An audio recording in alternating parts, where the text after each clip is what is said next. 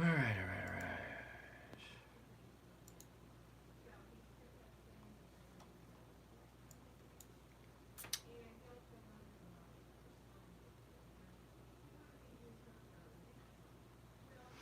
all right. All right. So here we go, loop-de-loo. Alrighty, alrighty, alrighty. We're letting people know. We're letting people know. We're letting people know. We're moving, moving, moving. Hey, hey, Kevin's here. Woohoo! Just getting started here, Mr. Kevin. Give me a minute. Some lights. Okay, it helped a little bit. How about this light right here? That helped a little bit too. Why not? Alrighty then. Hey, hello there. Hey there. Hey there. Hi there. It is Friday. Today is Friday. Good evening, everyone. Brandon, how are you today?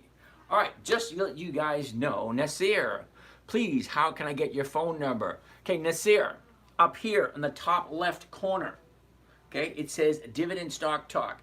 Click on that. That will bring you to my bio. In my bio, you will find my email. Email me your phone number. I'll give you a call. Rude dude, happy Friday. Good for you. Anyway, everyone, hey, John, how's it going? My name is James. This is a Dividend Stock Talk where I talk about and show you how to invest in dividend stocks for a safe, predictable, consistent 1% per week. Now, if you're a little rusty on your math, 1% per week is 50% per year. Now, Bama Redneck, what's happening? Happy Friday. Dude, shouldn't you be out taking the wife out for dinner or something like that? Not sitting here hanging out with me? I don't know, dude. Anyway, let's keep going. It is Friday evening. The first week of the fourth quarter is done and over with on my way home. Cool beans. Brian, how are you doing? All right, hey, Redneck, let me know where you're taking your wife out tonight. You made a lot of money this week. Take the woman out. Treat her nice tonight. Hear me, brother? All right, Friday, first week of the fourth quarter is done and over with. Means we have 12 weeks left to go to the end of the year. 12 weeks, that's it. Roger, how are you doing today? So let's get started. As I said, this is James from Dividend Stock Talk, brought to you by the 10-Minute Trader, where I invest dividend stocks for weekly cash flow for a safe, predictable, consistent 1% per week. CELH. Camillo, how are you today? I'm not really quite familiar with that one. CELH.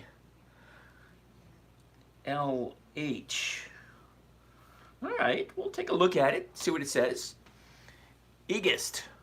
Uh-oh. I got a question up here and I couldn't read it. What was it? Inspire me more. How are you today? Okay, come on. Question. I love you. Thank you. All right, for that, I'm not even going to look at that. Anyway, let's go take a look. Okay, let's go take a look, see what happened during the week, see if anything makes sense. Black Watch Medallion, Hormel, really? Brian, Apache. Hormel, HRL, Apache, APA. All right, that being said, let's jump on it. We're going to take a look at CELH. It was the first one on the list for today. Now, like I said previous nights, JP Morgan. Roger, really? JPM. Now, we're going to take a quick look at CELP. Is that right? No, CELH. Waiting for data. Oh, check it out. $30. Celsius. Wait a second. Celsius Holding. I'm pretty sure Celsius Holdings doesn't have 20 years of weekly options. Yahoo Finance. CELH.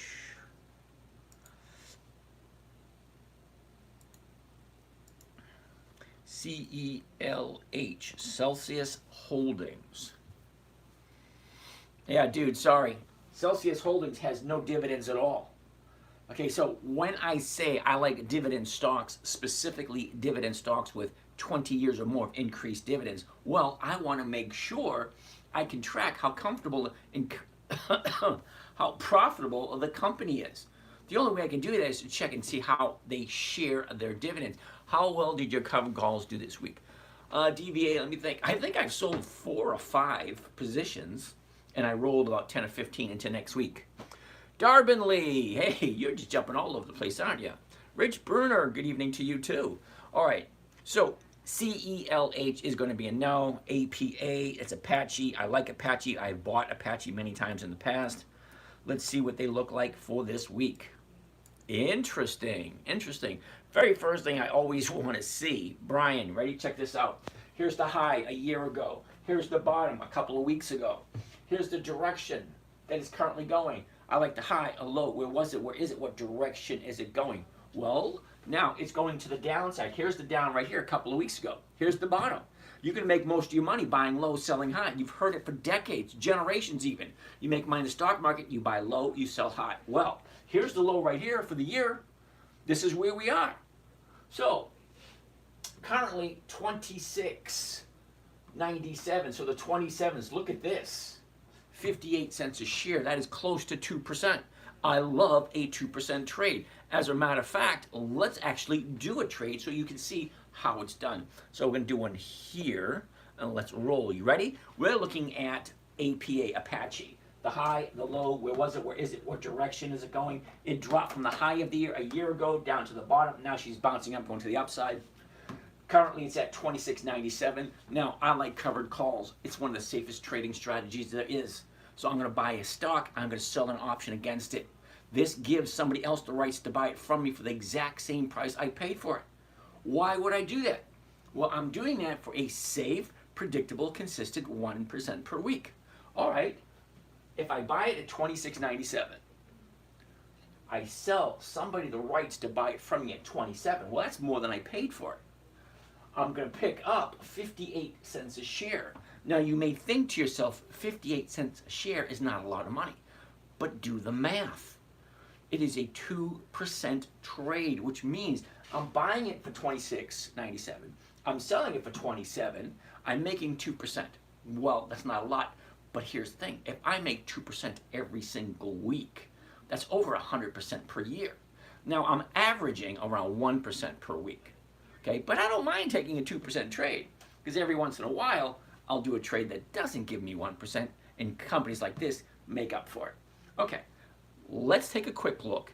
Now, just because the numbers work, you know, what am I buying it for? What am I selling for? What's my rate of return? All that kind of nice, neat, fun stuff. Is it the right time to buy?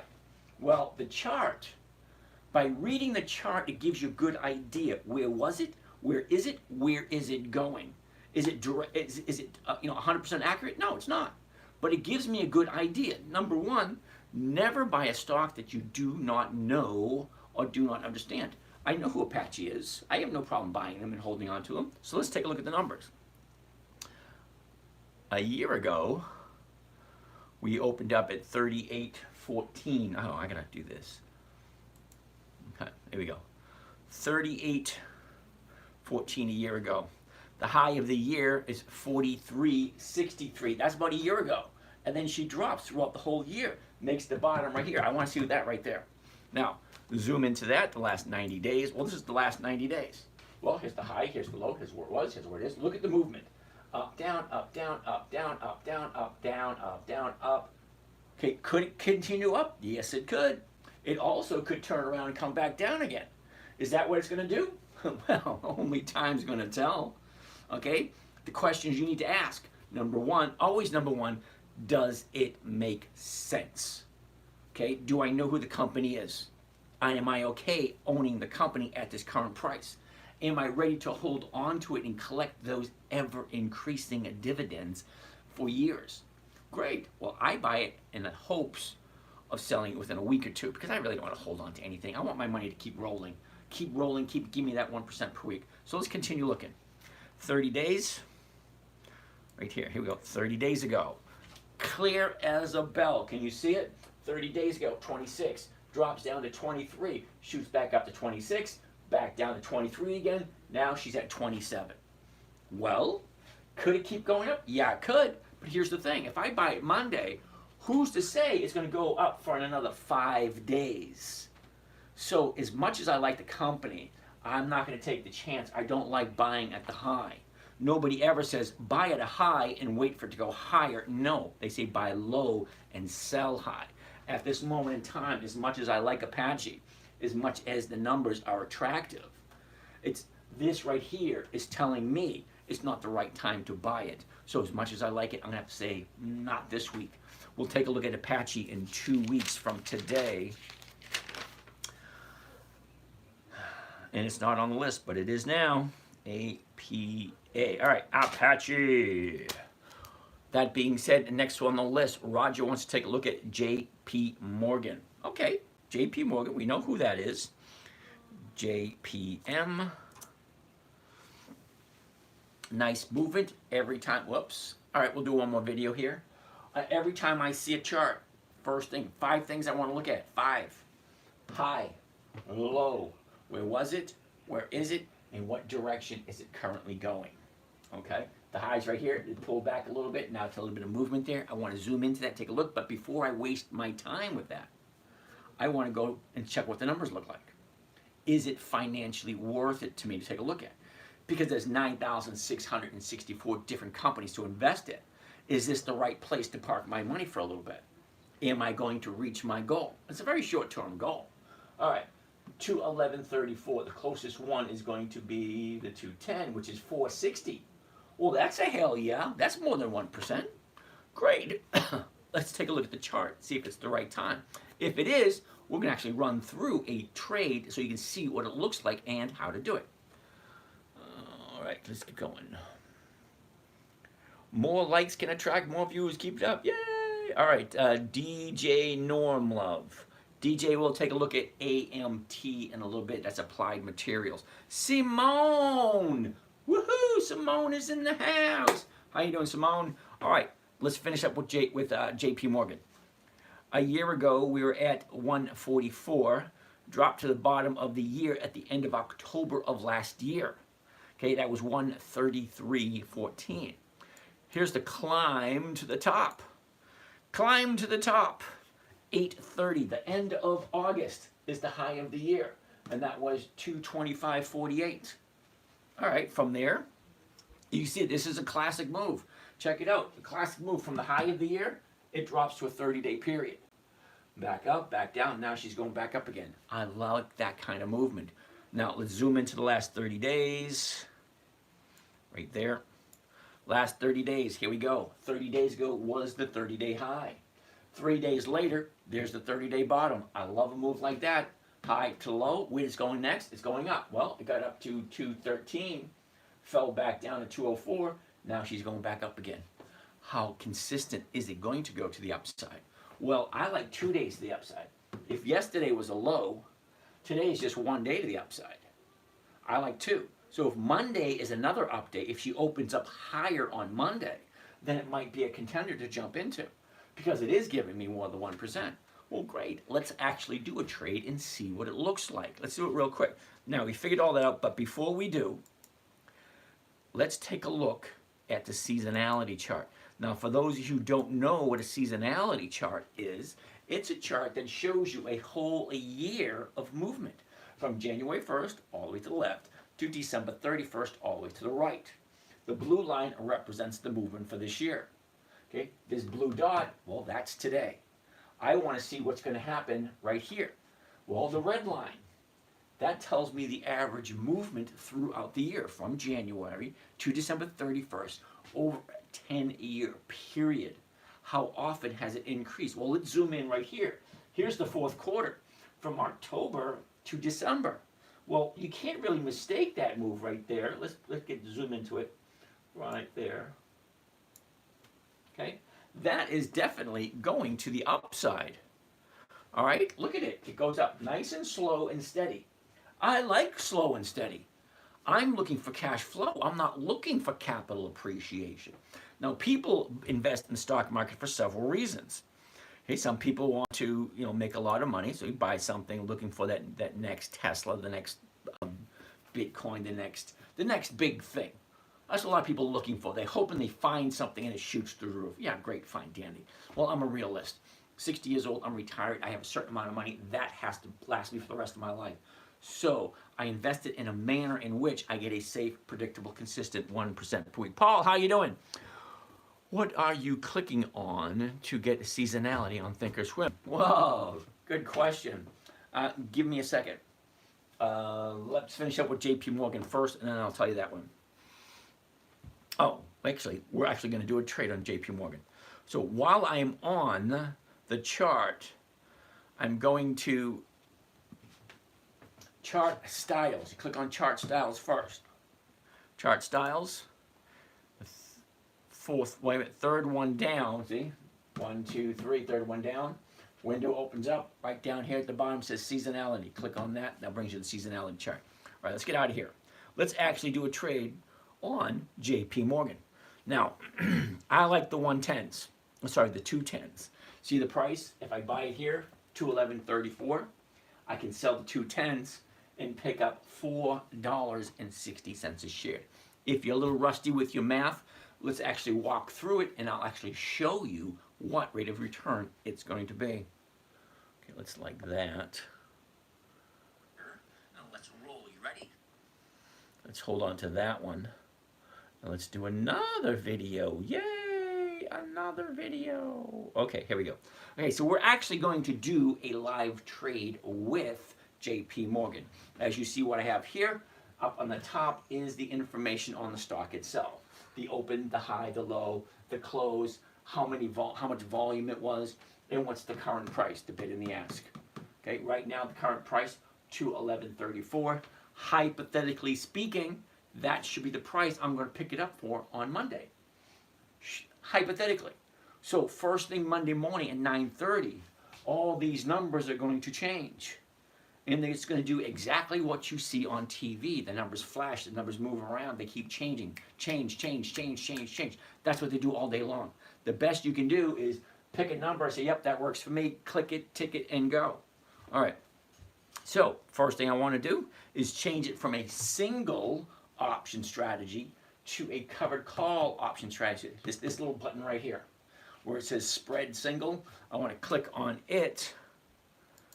It drops down, and these are all the different trading strategies. Do yourself a favor. Don't even bother looking at them. There's so much information. You'll be going through that for weeks or months. It's extremely complicated, but it is profitable. But here's the thing. If you're just starting out, at least get good at the simple, easy stuff first. People always ask me, James, why are you giving all this information away? Well, this is just a stair step. This is just an entry into stock trading. Number one, it should make sense. Number two, it should be easy. You should not be afraid to take control of your own money. I mean, I like to think most people are logical. Okay, if you see a company that's consistently profitable, I mean consistently, I like 20 years of consistent profits. That's me. There's 9,600 different companies available every single day. Well, if I'm very picky at who I invest in, if I only invest in companies that are consistently profitable, I mean consistently 20 years of consistent increased profits. Those are the ones I want to go with. That's it. The rest of them, I really don't care. And I know that may sound bad. There might be some really great people working at these places. But if I'm not making money from them, if I have nothing invested in them, okay, I'm terribly sorry. If you go to work every day and you put your 40, 50 hours in every work, but you have a boss that's skimming or doing something that's not making a profit on a yearly basis, I feel sorry for you. I only like to stick with companies that are consistently profitable. That being said, let's continue to move. I want to open up the covered stock right there.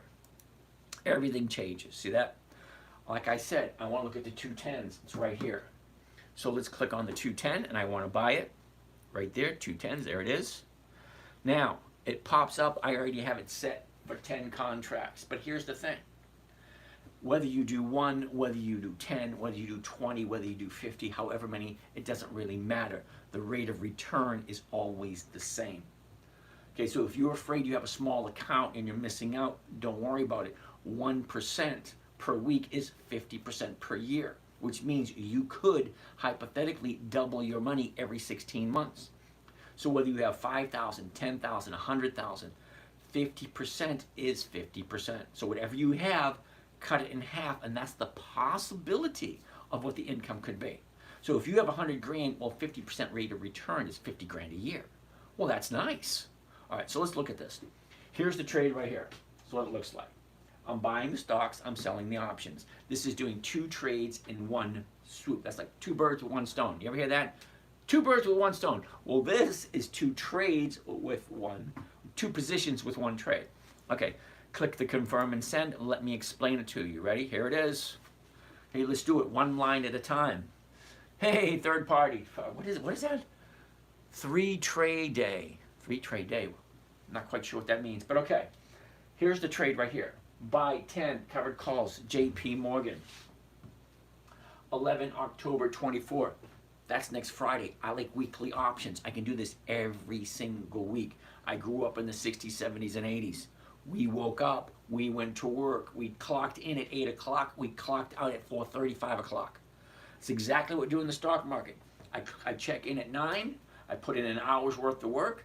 Okay, on Friday, I check in at 3, do an hour's worth of work, and that's it. Okay, I work about an hour or two a week, and that is it for me, and I get that 1%. All right, so anyway, buy 10 covered JP Morgans, 11 October 24, that's next Friday. The 210 call, remember I told you I like the 210 in this example. Now, JP Morgan, I want to change that to a market order. I don't like, I'll leave it different, it's just an example. Next line is break even stock price. So when you're doing a weekly option, you're buying the stock, you're selling the option, you're selling your rights. So whoever buy that option from me has the right to buy the stock from me anytime between Monday morning when I sell it and Friday afternoon when it expires. Okay, that's what options, they expire. The ones I like expire every Friday. Okay, I have the privilege, or I'm going to call it privilege, of being at a certain age. So I'm retired now. I don't have to go to work. So I have time to do it. So I don't mind doing it. I enjoy doing it. I've been doing it for the past 20 years. But now that I'm retired, well, I do it more and then I share with you guys. Okay, I didn't share this kind of stuff last year because last year I was working. Okay, break even, 206.55. Well, right now it's at 211. If it's at 211 now and my break even is 206.55, as long as the stock's above 206.65, can I ask a question? Fupa Face, yes you can. What the heck name is that, Fupa Face? Yeah, ask away. As long as the stock is above 206.55 come Friday the 11th of October, because that's the option I'm selling, okay, I will be in profit. Now I would like it to be above 210. Currently right now it's at 211.34. Okay, if she's above 210, great, wonderful. But my break even is 206.55. Well, wonderful. Now my maximum profit on this particular trade is 3,400. I have a question. Will crypto last? Yes, it will. And the reason why I say yes, I will to crypto, right now it's not going to do anything here in the United States because the powers that be won't let it. Okay, so as soon as you can go to Dunkin' Donuts and buy yourself a coffee, as soon as you can go to Starbucks, buy a coffee, as soon as you can go to the gas station and fill up your gas tank using cryptocurrency, great, wonderful, I'm all in. I love the idea. I actually transferred for money from one account to another. It took 5 days to transfer out of one account and then another 5 days for it to transfer into another. So it's 10 days. Now, if you count it out, well, there's no trading on Sundays and Mondays. That's 2 weeks. So 2 weeks, any amount of money that I actually invest, I invest for weekly profits. So I lost 2% for not being able to invest my money. But what's worse is they charged me a fee to move money from one account to another. Now it's sitting in the other account and I gotta wait for it to clear. So I lost money in the transfer and I lost money for missed opportunity because the money's sitting in limbo waiting for it to clear. Yeah, cryptocurrency, it's instantaneous. I don't push it here only because I can't do anything with it here. Sorry, I like it, but I'm waiting for it to become legal tender here in the US. And this way, click, click, boom, now you have it, now you don't type scenario. If I wanted to send you money right away, click, click, boom, you have it in a couple seconds. If I want to do it through the banking system, 2 weeks. What opportunities are you missing because your money is sticking in limbo? Yeah, I'm not 100% happy with that scenario. All right, so as I was saying, the maximum profit for this particular trade, 3,450. Let's get out our calculator. First thing I want to do Clear that. $3,450 on this particular trade. Now, don't be intimidated by the numbers, okay? Because the math is always the same. So whether you do one contract, 100 shares, or if you do 1,000 or 5,000 or 10,000, don't let the numbers scare you. 1% is 1%, no matter how you look at it. I never ask people how much money did you make. I said, no, what kind of rate of return did you get this week? Did you make 1%? Did you get 0.5%? What do you get? Because some people that are in my morning trading group that I actually coach and I actually work with, well, they have a whole shitload more money than I do. Well, how are you going to feel if you're learning from someone that only makes X amount and your students have, 10X? Okay, I don't look at it that way. Okay, what did you make? Did you make 1%? Great, awesome. You're on the roll for 50% per year. We're all different. We all have different goals. I missed which company you are looking at. Rich, we're looking at JP Morgan. All right, so let's keep going with the example. I'm going to do it twice. I'm going to do it doing 1,000 shares, which is 10 contracts, and I'm also going to do it with 100 shares, which is 1 contract. Then you'll see that the numbers really don't matter. All right? Now, my profit is $34.50. Great. What is it costing me to buy 1,000 shares of this company? Uh-oh, I was going to do a live trade. I didn't finish it. Imagine that. Come on, keep on rolling. There we go. Okay, so what is it costing me to buy 1,000 shares of JP Morgan? Here's where it gets scary. Are you ready? $206,000. Most people can't do that. But let's just go through the numbers, and then we're going to do 100 shares, and you'll see the difference between the two. Okay, so we're going to divide the profit. Paul, if you are buying 211 and selling 210s, aren't you losing $1 per share? Yep. Good point. Let me continue with the example, and you'll see where it comes from. All right, so $34.50 is the profit. If it's costing me 206, I want to divide it by the initial investment, 206,556. Well, that is a rate of return of 1.67. So it's like 1.7%. Okay, fine. Let's change it up a little bit. Okay, let's bring this down here. Let's get rid of that. And let's change it to just 100 shares. Okay, 100 shares. Okay, well, now 100 shares. Look, my break-even's the exact same. My profit is now $345. So let's get the calculator out. Clear that. $345. Well, what is it costing me? Well, the trade is costing me $20,655. $655. Well, what's my rate of return? Well, imagine that. It's 1.67, the exact same rate of return. So when people tell me, hey, I made 20, 30,000, great. What did you start with? See, if you're only making X dollars, okay? If you're only making, let's say I make 5,000 a week. Oh, great. What am I starting out with? Now, if I'm starting out with a billion, with a B, a billion, and I'm only making $5,000 on it, hey, Rich, okay, that's a horrible rate of return.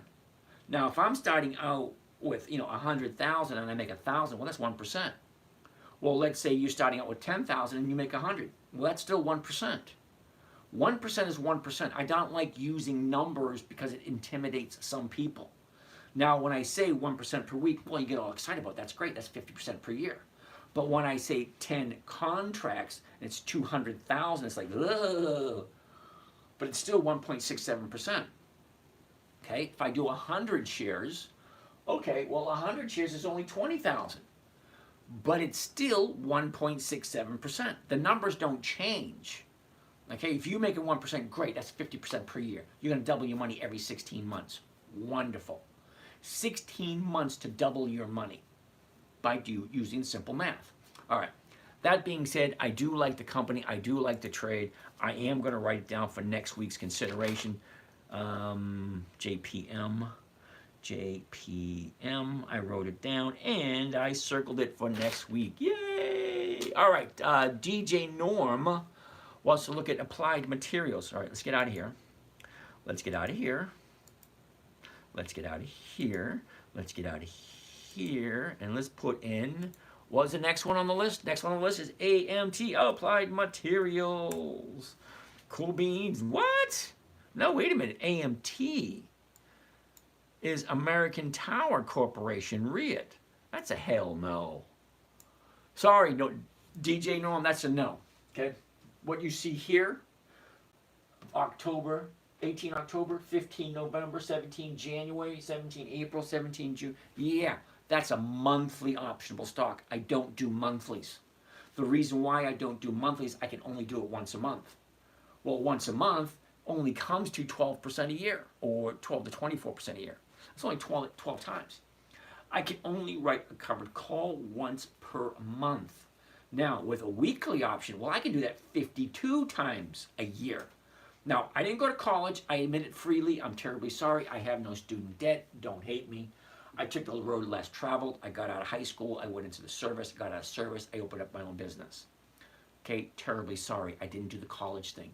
But I do know if I'm collecting checks, I would rather get 52 weekly checks than 12 monthly checks. The numbers just work better for me. I don't like monthlies. The numbers just don't work for me. If you like them, more power to you. Have at it. Simone, let's take a look at Siri. I do like Siri. I bought a bunch of Siri this year. I don't have, wait a minute, I do actually have Siri. I got 6 different accounts and I only share with you guys 3. Let's go. S-I-R-I. There you go. All right, that being said, always, first thing, 5 things I'm looking for. High, a low, where was it, where is it, and what direction is it going? Okay, I always look at the 1-year chart first. Now, you may have a different trading platform, which may give you an opportunity to look at the 3 years, 5 years, or 10 years. Well, great. The world was different 3 years, 5 years, 10 years ago. Okay, it was different a year ago, but not as much. I like to see how it has moved throughout the year because it's a smaller amount and it gives me an idea. Well, here's the high, 57.50. Here's the low, 22. All right, so here we are. We're bouncing off the bottom down here. I love it when it bounces off the bottom.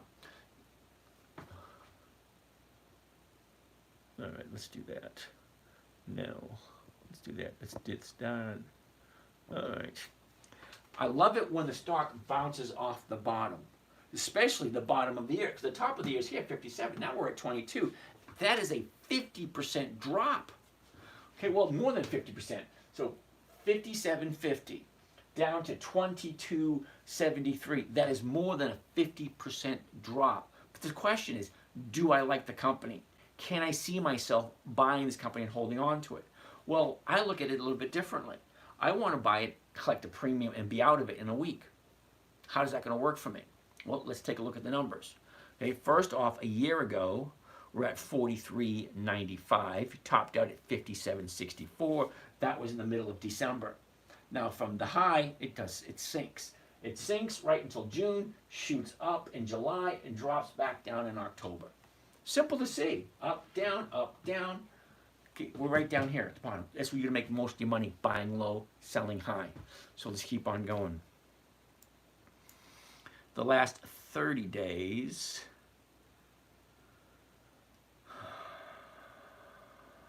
we want 9.4, 9.4, 9.4. 9.4, there we go. All right, so 30 days ago, wow. 30 days ago, here's our 30-day high, 32. Drops down to, what was that, 23?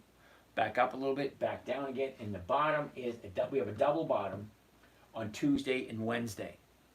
All right, and that was 22.50. Now, I do own some Siri myself. 22.50 is not that bad, but let's take a look at the numbers. 22.82 is the closest. It is what I could buy it for on Monday. Well, the closest price to that is going to be the 23, and that's going for 38 cents.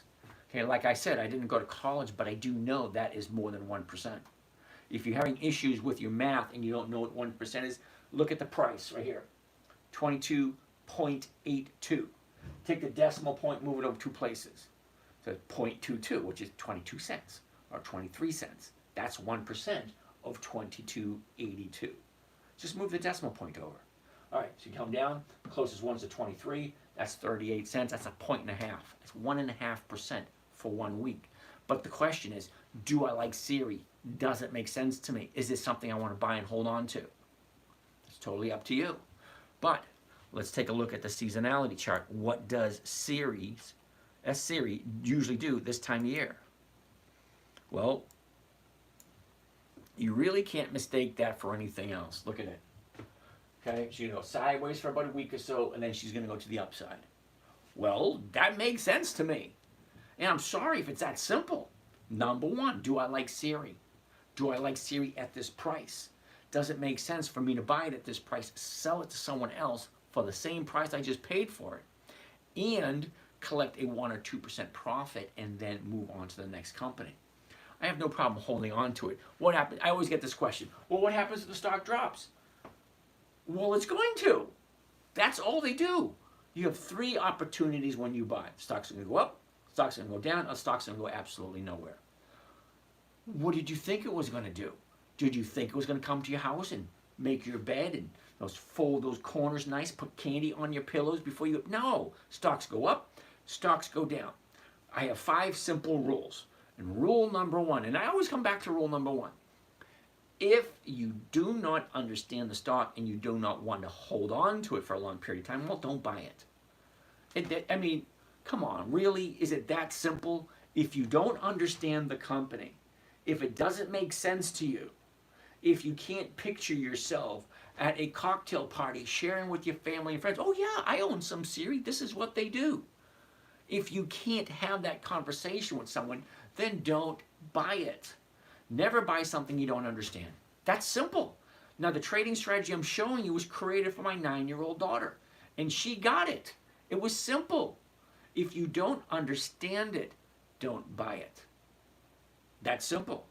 Rule number 2, never sell at a loss. It defeats the purpose of the whole game. Okay, Carmelo Marquez, ¿qué pasa, amigo? ¿Cómo está este señor? All right, VC, V-I-C, I'm not 100% sure who VC is. I've looked at them before, but I'm not quite remember. I don't even think I ever bought it before. V-I-C-I. And that's why I've never bought it before. Okay, it comes back to me. It's a monthly optionable stock. I don't do them. I don't want to waste my time with them. It's not worth the effort, me standing here arguing with you, who I don't know, and telling you I don't do monthlies. I don't even want to waste my time looking at it. I don't care how wonderful and glamorous it is. It doesn't fit. I'm not going to go to the store and buy a nice outfit that makes me look really good if it doesn't fit. It don't fit, thank you. There's 9,663 companies else. Next. Yeah, VCs are going to be a no. Sorry. Oh, that's monthly, thank you. Uh-oh, I missed a bunch. All right. All right, I got to go back and forth to all these questions. All right. What do we got? Shaquille. Oh, cool name. Bank of America. Darberly wants to look at Bank of America. Well, let's just take a look. I like Bank of America. It's been around for over 100 years. I don't see them going anywhere.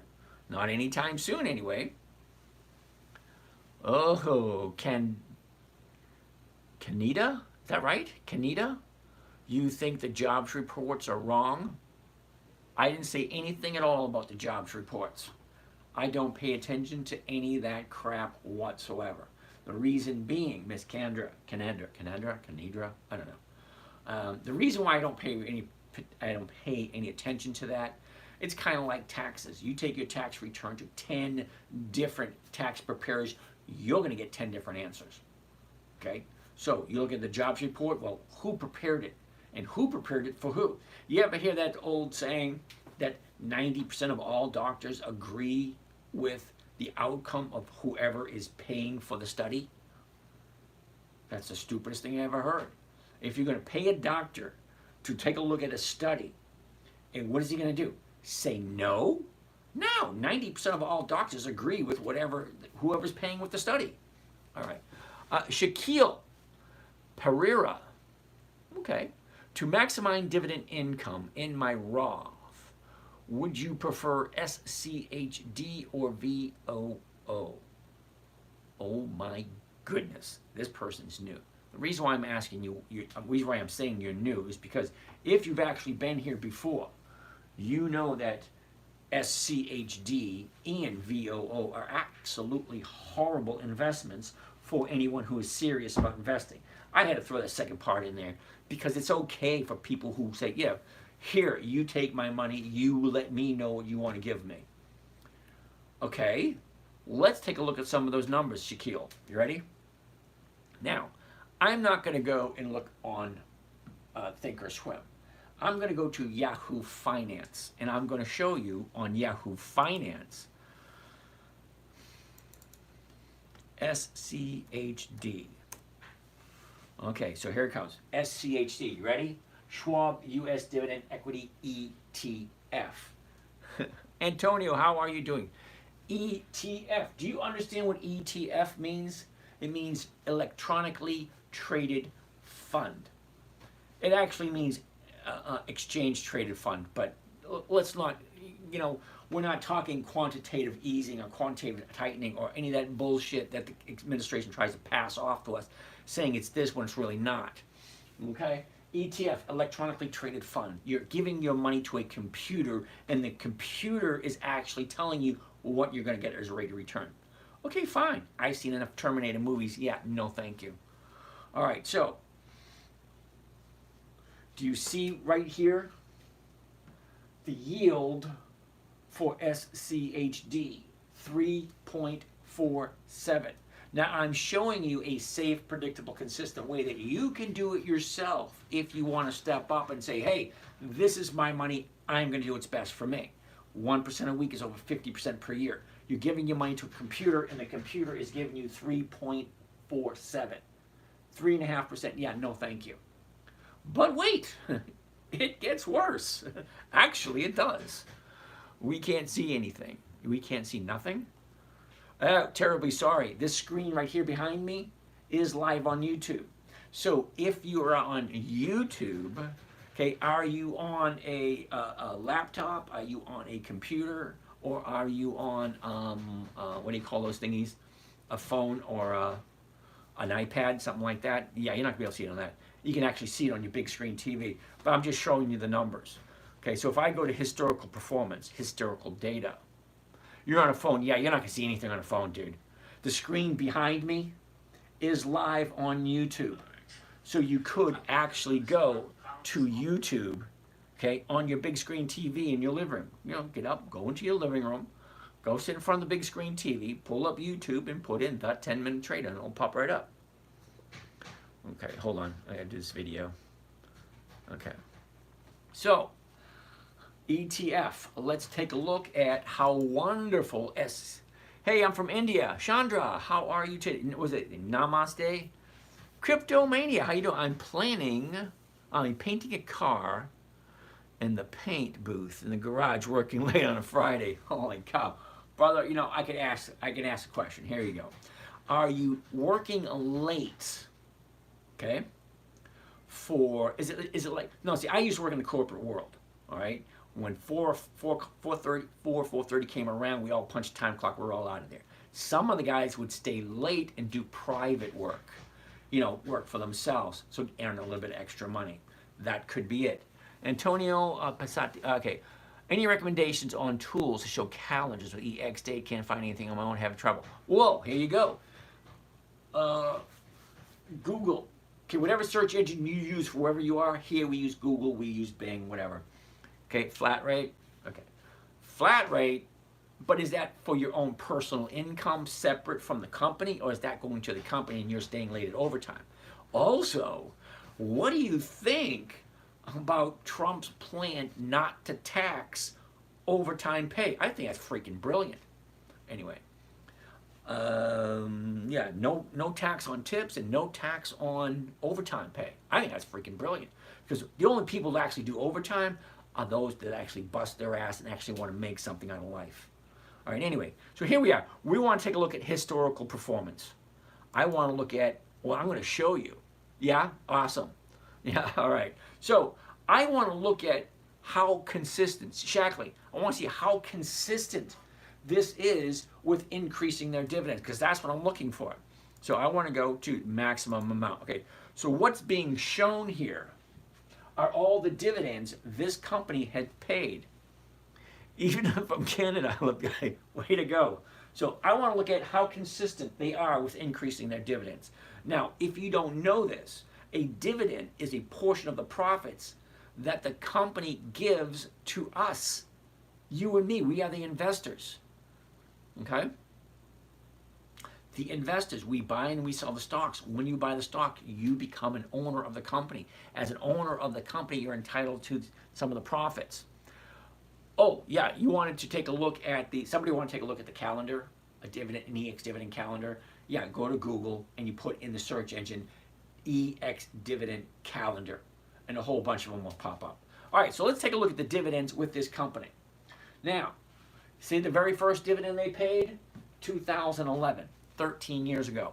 Now, when I invest in a company, I want 2 decades, 20 years of increased I'm going to say it slow so you can hear me.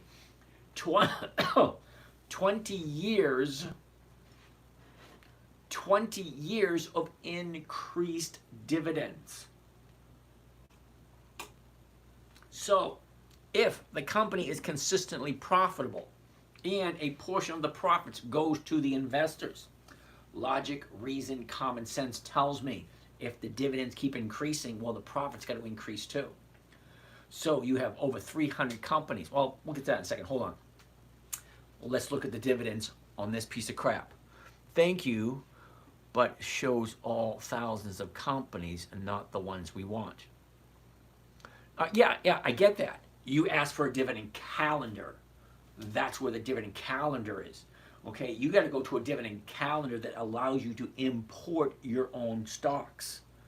He said, I don't know any place where you can go to get the calendar and siphon out all the ones you don't like.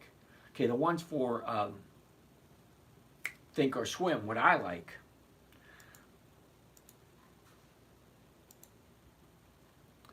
Okay. Think or Swim, what I like, it gives me the opportunity.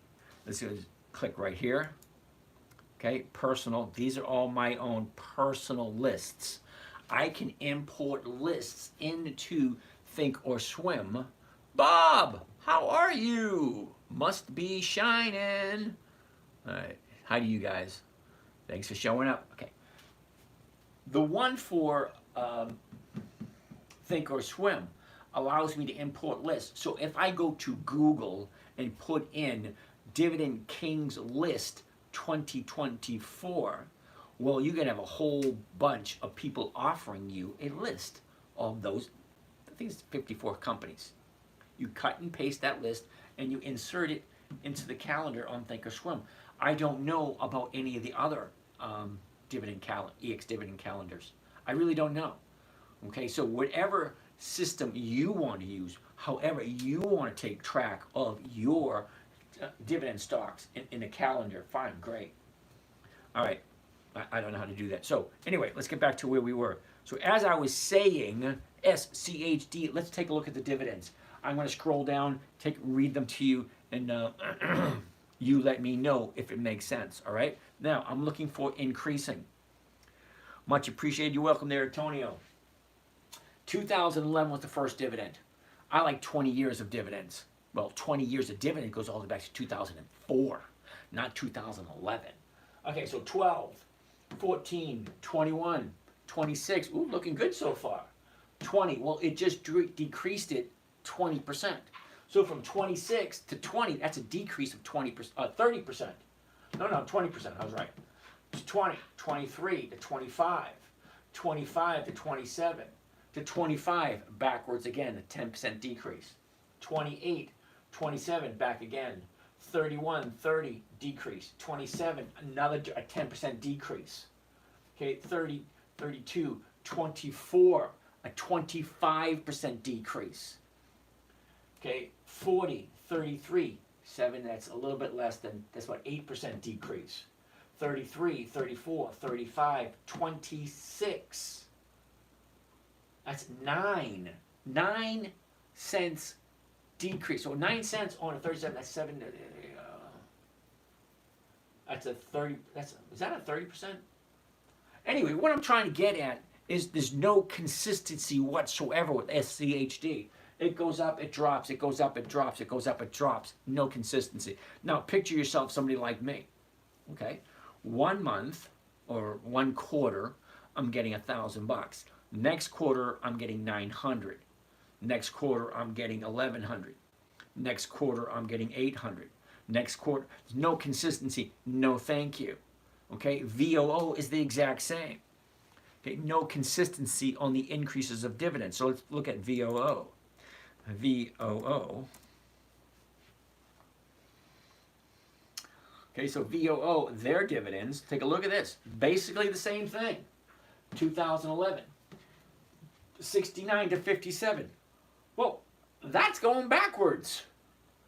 Okay, 57, 64, 69, 94, 67, 30% decrease. 74, 79, 91, 78. What is that? 13 cent decrease, which would be somewhere around 15% decrease. 81, 88, 98. Page isn't responding. Okay. 98, 90. That's about 9% decrease. 95, 109, 101, backwards again. 95, backwards again. 88, backwards again. 130, 100, 30% decrease. 101, 118, 108, backwards again. Same thing. Neither one of those companies that you asked, SCHD or VOO, have any halfway decent returns whatsoever. Okay, at least VOO is, SCHD has a better rate of return. VOO, 1.28. This is the part where I say, what the hell are you thinking putting your money into a piece of crap like that? Who sold you this piece of crap? Now, I don't know if you ever heard of Susie Orman, okay, but she actually comes out and says, you know what, in my younger days working for whoever they worked for, I don't want to use their name, whoever she worked for, her boss would actually tell her to sell this product. Whether the product was good or not, she got paid a commission and she was told to sell crap to people. Whoever sold you SCHD or VOO is selling you a piece of crap. Okay? SCHD pays 3%, VOO 1.5% per year. Yeah, no, thank you. What the hell are you thinking putting your money into something like that? Do your research. Check the numbers. Are they consistently increasing their payments that they're sharing with you? Or are they up, down, decreasing? What are they doing?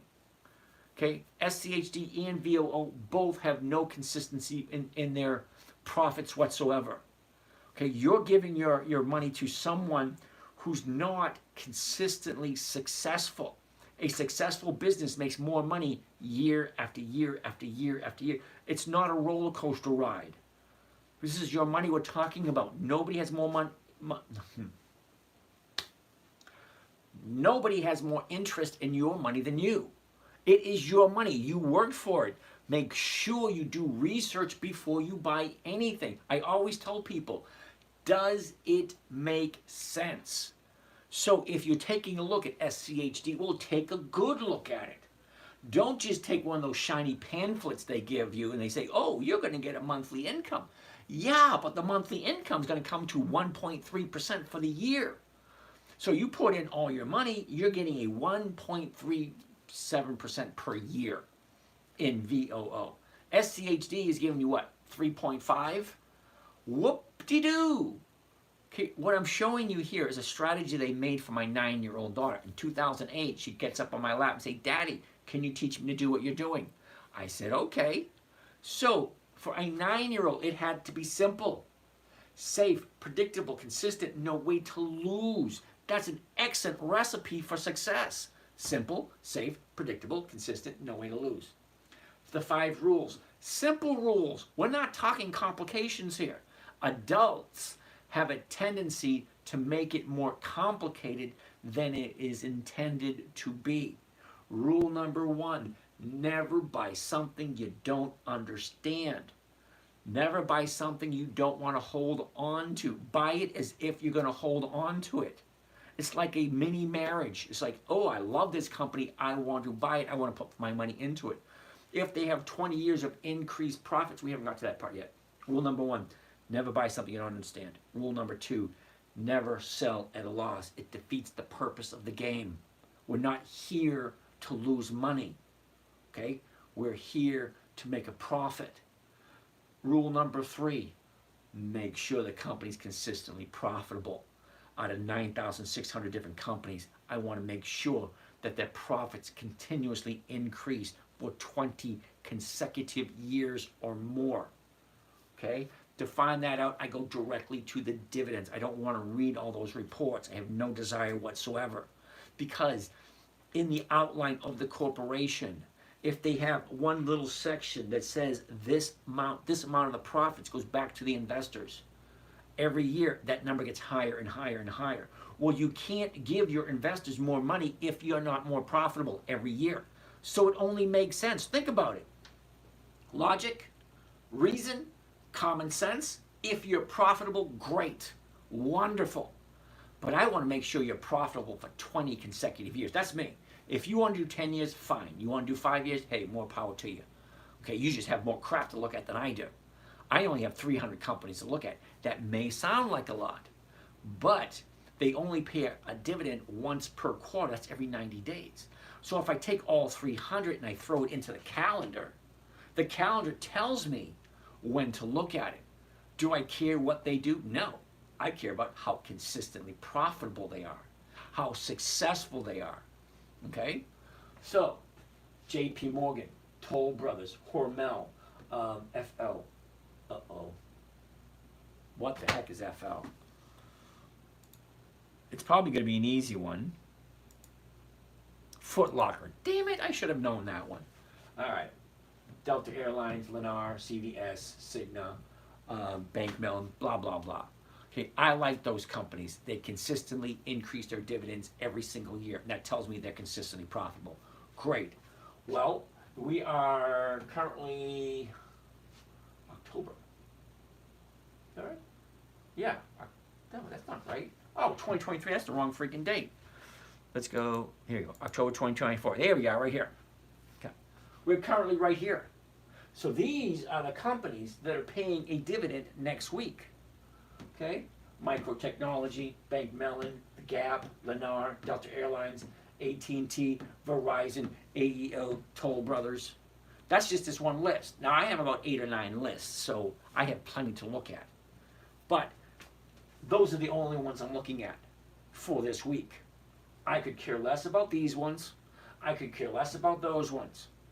I only want to focus on who has their dividend coming up, because the reason I do that is because just before the dividend date, these little green dots, the stocks have a tendency to increase in value. So if you know when a stock is going to increase in value, well, that's valuable information. It's just valuable information. It doesn't mean anything. What you do with that information, that's where the value lies. Are you going to buy the stock and just collect a couple of pennies that increases? Are you going to buy the option and collect more? Okay, what trading strategy are you going to use? Well, the one that I teach here for free, no strings attached. It's simple, it's safe, it's predictable, it's consistent. 1% a week is the goal. It's simple, safe, and predictable. 1% per week is the goal. That's over 50% per year. Slangy, stocks are worthless if all the companies close. Okay, I'm going to agree with you there. But, I love it when people have that doomsday type scenario thinking in their head. Now, let me ask you a question, considering you think these companies are going to close. Now, we're in an interesting economic time at the moment, right? We can all agree on it. Can't deny it. A lot of crap happening in the world at the moment. So here's the question. Over the last 100 years, what have we seen? We've seen World War I. We've seen World War II. We've seen Korea. We've seen Vietnam. We've seen Afghanistan. We've seen all the desert storms. We've seen all the crap happening over in the Middle East. We've seen the Great Depression.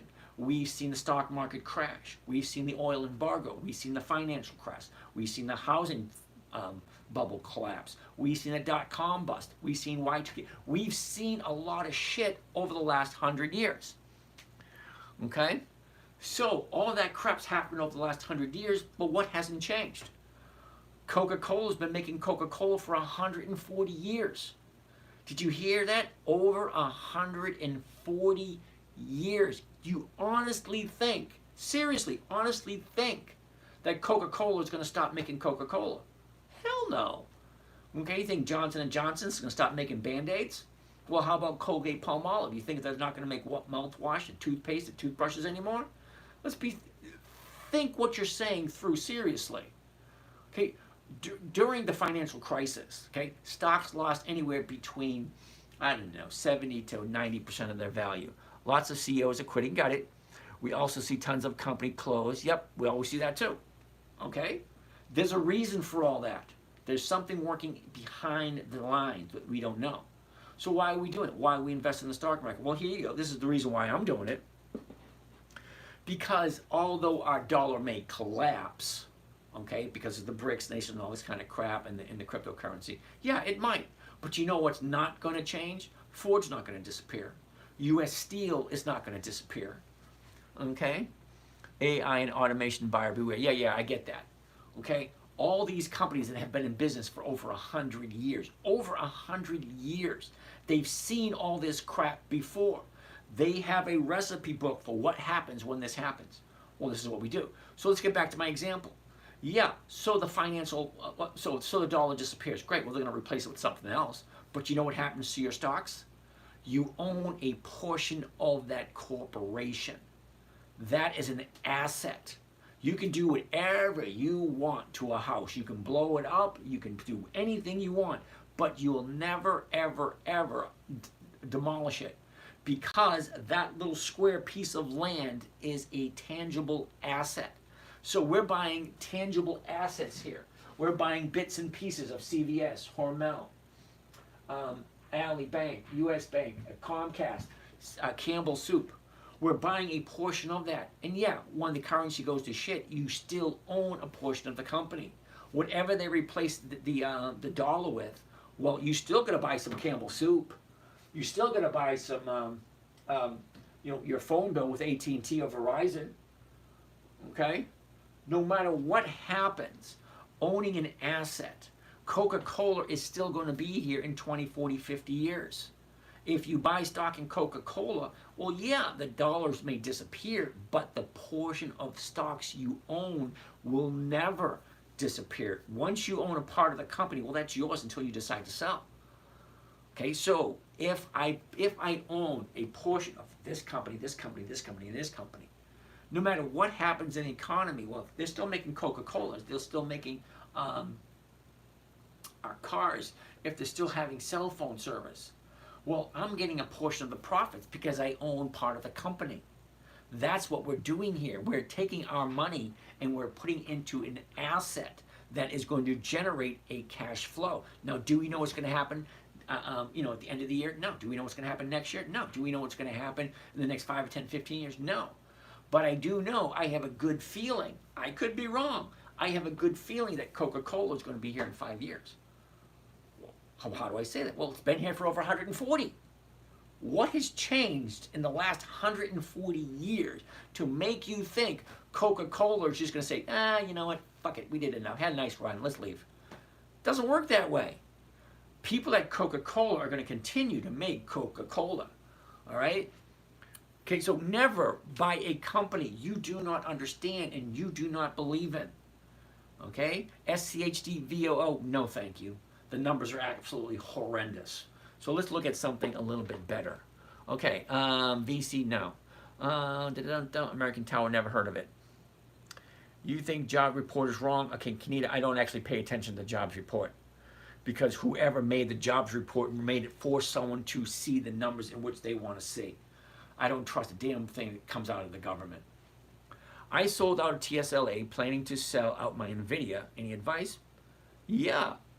Buy something you believe in. Find a plan. Here's again a three-step, three rules, a three-step, what do you want to call it, to success. Work hard, live right, find something you believe in. Very simple. Work hard, live right, find something you believe in. Okay, I don't like Tesla and TSLA. Okay, I don't like NVIDIA. Neither one of those fit into my my little world, I want to say, my investment strategy. I like companies that have consistently increased their dividends. NVIDIA, they have a 1 penny dividend. 1 penny. No possible way they have 20 years of increased dividends if their dividend is 1 penny. Yeah, sorry. TSLA, I don't think they have weeklies. I think they're only monthly. I think. I don't know. I don't trade it. But let's take a look at it. TSLA. It's a weekly. Cool. It's at 250 bucks. Let's take a look at, having a problem. TSLA.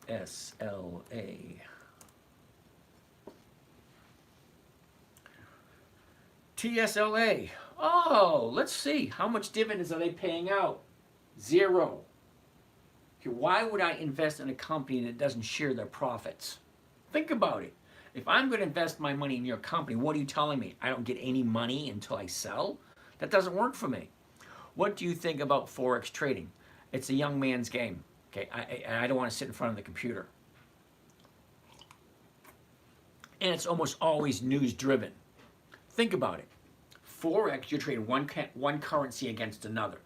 Well, what do you know about what's going on in Japan? What do you know about what's going on in China, South Korea, Vietnam, England, Germany? What do you know about what's happening in each one of those countries in order for you to feel confident about exchanging, one currency for another? Well, you're getting your information from the news. Well, the news is bought and paid for. It's biased. They're telling you what they want you to hear. Market manipulation is terrible in Forex as well. Yeah, I get it. Okay? So that's why I like to stick with good quality dividend stock companies, because they've been around for over 100 years. They've seen a lot of shit. All right, then I make sure the numbers work. It's a simple rule, really, if you think about it. So let's keep on going. Bad Fish sold Advanced Auto Parts 38 and 3650 puts that expired worthless this week. Thinking of doing an AAP covered call on Monday. Interesting. Let's take a look at it. I like Advanced Auto Parts, AAP. First thing I always want to see, always, the high of the year, the low of the year. Where was it? Where is it? What direction is it going? See, up, down. It's bouncing off right here. I love it, bouncing off of a bottom, because you make your money buying low, selling high. Now, if people tell you you make your money when you sell, no, you don't. You make your money when you buy it.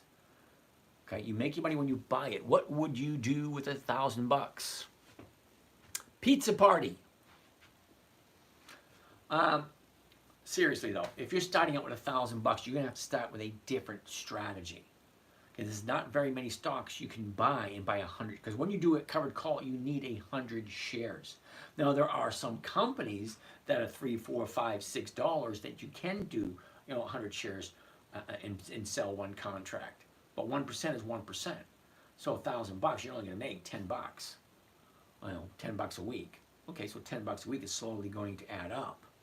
But when you're at the lower amounts, the consistency of your increasing, your deposits into your account. You should always pay yourself first. You work 40, 50 hours a week. The very first bill you pay, it should be yourself. 5%, 10%, whatever amount it is. Find it, pick it, stick with it. Always pay yourself first. Because if you're not being taken care of, well, where the hell is the money going to come from? Okay, we're the only species that has to pay to live here. Must be shine. How do you get a dividend? Like, how much of the stock do you have to buy? Well, that's an interesting question. Now, to qualify for dividend, hold on. How did you overcome your darkest moments investing trading? It's a learning process.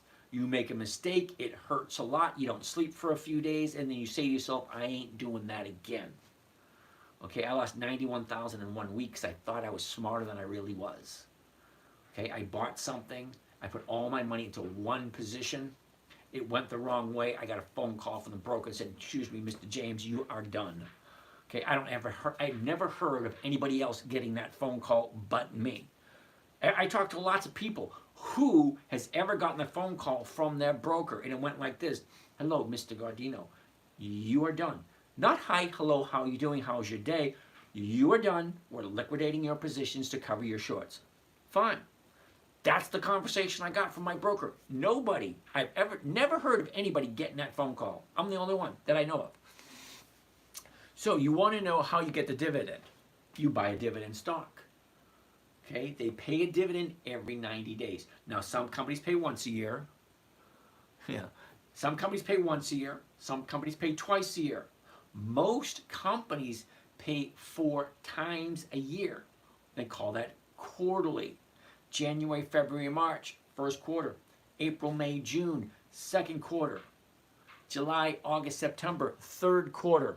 October, November, December, fourth quarter. Today is the end of the first week of the fourth quarter. We've got 12 weeks left to go. There's 13 weeks in every quarter. So if I'm looking at 300 companies a quarter, and we got 13 quarters, 13 weeks, well, 1 week is done. We got 12 left to go.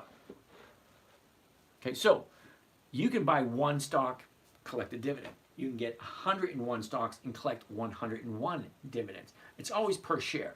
So if it's a 59 cent per share, you buy one share, you get 59 cents. You buy 10 shares, well, you get $5.90, so on and so forth. Okay, let's keep on going.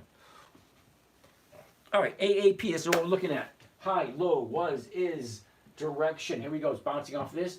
38.79 is the current price. So the closest strike price to 38.79 is going to be 39. 38.79, 39 is going to be the closest. The 39 is going for 63. That is this much less than 2%. How do you figure that out? Well, 1%, you take the decimal right here, 38.79, 38.79. Take decimal point, put it over 2 places. 0.38, well, that's 38 cents. 38 cents is 1% of a $38 stock. So the premium that I collect on the 39 should be 38 or higher. Well, it's 63. That's almost 2%. I love 2%. So you said you sold it at 38. Let's zoom in first. A year ago, we were at 52.49. We topped out at 88.20. Okay, we had a little bit of a gap down here on the towards the end of August.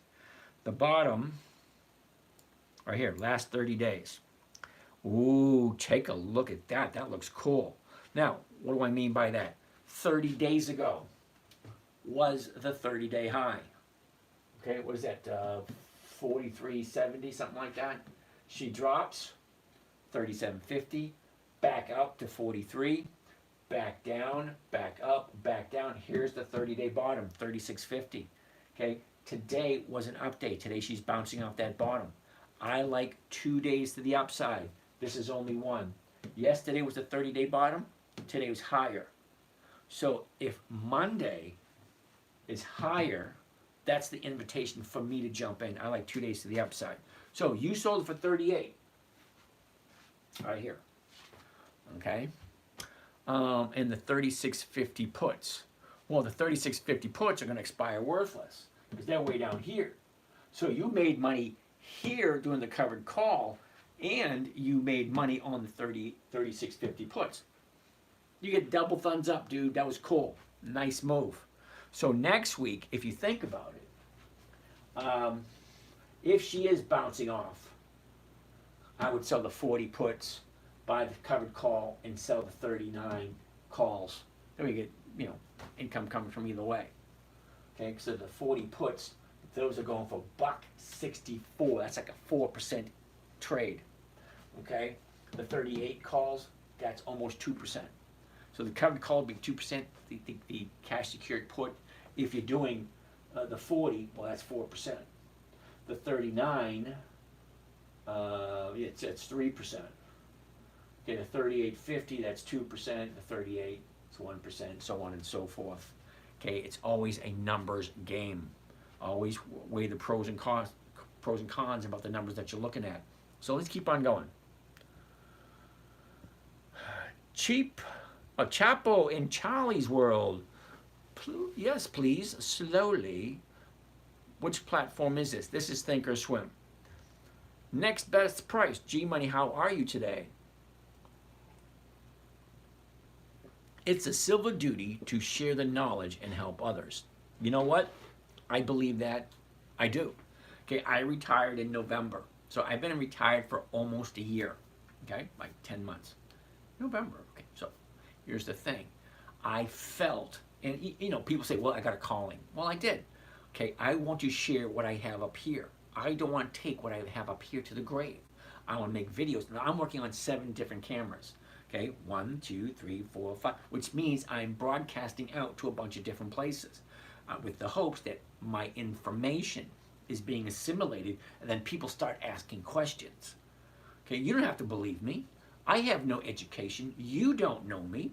Now, some of you I may have talked to, because when I say, if you really want to talk to me, there's 27 other people pretending to be me. So there's a lot of scammers out there pretending to be me.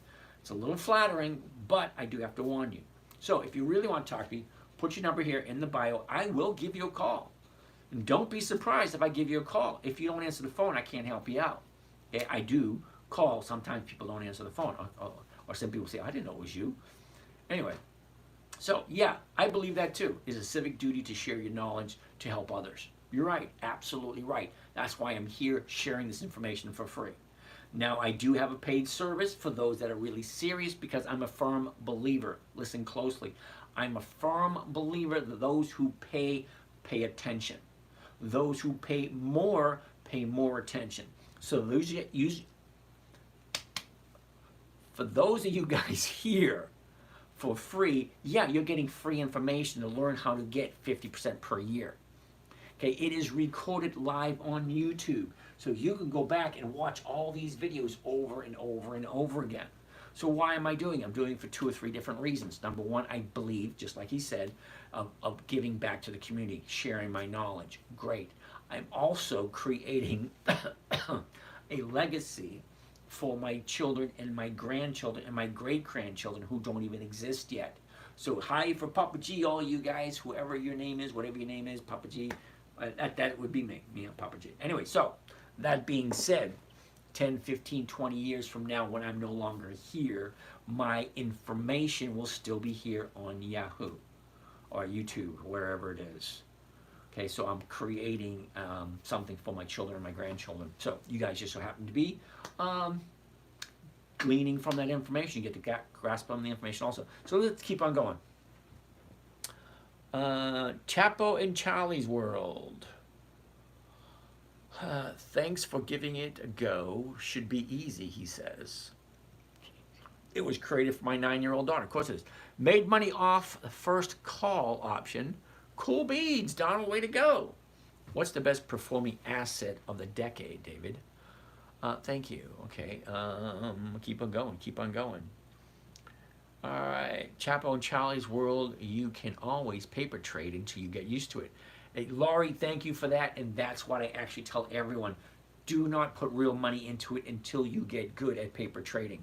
Okay, you will notice I share 3 different accounts with you. One of them is the paper trading account. I continuously paper trade, and I've been trading for over 20 years. I do still make mistakes. I almost did one this morning. Okay, we're closing out some trades this afternoon around 3, and I hit the wrong button. But good thing you had to hit the button twice, because I hit it wrong the first time, and I looked at it and said, whoa, yeah. So I still hit the wrong button every once in a while. Okay, Ellie, I would like to learn how to trade options. Well, that's what we're here for. John, couldn't you just sell the option and the money and make the spread? Yeah, but the problem with that, when you're trying to make the spread, you're buying one option, you're selling the other. Well, here's the thing. Both options do expire. Okay, so did you pay capital gains taxes when you pay yourself every month? No. What I'm saying is when you pay yourself, when you get a paycheck, let's say you get $1,000 for the week, okay, a certain portion of that should go to you, to your investments, to your savings, to something for you specifically. Because whether you want to agree to it or not, at some point in time, you're going to be old like me, and you'll be retiring. Okay? When I first started trading 20 years ago, I was in my 40s. Big difference. I was still working. It didn't have much meaning to me then. But now, As you get older, like every 5 years, every 10 years, your thinking changes. Because you may think now, oh, no, no, no, I'm going to be like this for the rest of my life. No, no, no. Okay, you're going to wake up one day and it's like, oh, I don't really believe that anymore. Because things change as you get older. What days do you have your classes? Monday, Tuesday, Wednesday, Thursday, Friday. Okay, I don't do the classes on Saturdays and Sundays because the market is not open. Okay? But I'm here every night. Every night since January 2nd, I've been here. I've missed 2 nights and only 2 nights. 1, I was sick as a dog. 2, I had to take someone to the emergency room. Perfectly good answers for not being here. But other than that, rain, shine, sleet, snow, even a couple of hurricanes, I was still here. Okay, yeah, John, all options expire at some point in time. So when I say do a safe trade is where you buy something that doesn't expire. That's why I tell people when you start out, do the simplest, easiest, safest, and profitable trading. Covered call on weekly options. It's simple, it's safe, it's predictable. Once you buy the stock, it is yours until you decide to sell it. If you want to play with options, great. Just understand 80% of all options expire worthless. Don't take my word for it. Do your own research. Don't listen to a damn word I say. You don't know me. I'm just reading information. See, what you need to ask yourself is what this guy's saying, does it make sense? That's the first question you're asking. Don't even take in consideration the way I look, what I talk, what I'm saying. Don't pay attention to that. Does it make sense? That's the first question you should be asking yourself. If I buy advanced auto parts, number one, remember rule number 1? Never buy something you don't know, don't understand. Well, I know who advanced auto parts are. I buy stuff from them all the time. I'm what you call a handyman. I can fix anything. So yeah, I work on my own vehicles. Yeah, I go to advanced auto parts to get my car parts. Okay? Never buy something you don't understand. That's rule number 1. Number 2, never sell at a loss. So the question you should be asking, okay, don't listen to a word I'm saying. Does it make sense? Do your own research. Okay, I give you facts. Really, I do. Okay, advanced auto parts. It's the last trade of the day right there. You can go to any trading platform you want, any financial station you want to get information. What is the last trading price on Friday? Today. There it is right there. 38.69. That's the last price. Okay? What's it going to open up on Monday? Well, hypothetically, it should open up at this price. But Monday morning, the number's going to change. I use these numbers here to give you an idea of how it works. So if I'm buying it at this price, I sell it at that price, I collect this, well, it's a math problem after that. Okay, this is my investment, this is my rate of, this is my profit, here's my rate of return. Is it over 1%? Great. I like advanced auto parts. Okay? I have no problem whatsoever buying them and doing, look at it, weekly. 4 October, that's today. 11 October, that's next Friday. 18 October, that's 3 Fridays away. Okay, 25 October, that's 4 Fridays away. 5 Fridays away, 6 Fridays away, 7 Fridays away. Every single Friday they have an option that's expiring. So if I jump in first thing Monday morning, buy stocks, sell options, I get my 1%. Great. Here's the thing, people, they keep understanding this. If I buy a stock on Monday, I'm spending all my money. If I sell a covered call, I make my 1%. On Monday, I don't have to wait until Friday. That goes into my account instantaneously. That instant. Okay? Now I have a debit card and a credit card attached to my trading account. So on Monday, when I make all my sales and I make all my money on Monday from selling the covered calls on Monday, I can pay all my bills on Monday. So every Monday I pay my bills. I make all this money, great. Now I pay my bills. Okay? And then Friday the option expires, great. And I do it again the following Monday. Every Monday, I grew up in a time frame, 60s, 70s, and 80s. Okay? I'm used to getting up, going to work at 8 o'clock in the morning. Okay? I'm used to getting a paycheck on Friday. Okay? The funny thing is, when you're retired, I still feel like I should be doing something. This is the only purpose I have in life at this moment in time. I mean, yeah, I help my kids out and I hang out with my grandson and help out my mom. But now that I don't have to work and I'm making a certain amount of money from my investments, great. Now I can spend time at my mom's house. Now I can spend time with my grandson. Okay? If you think you love your children, wait till you have grandchildren.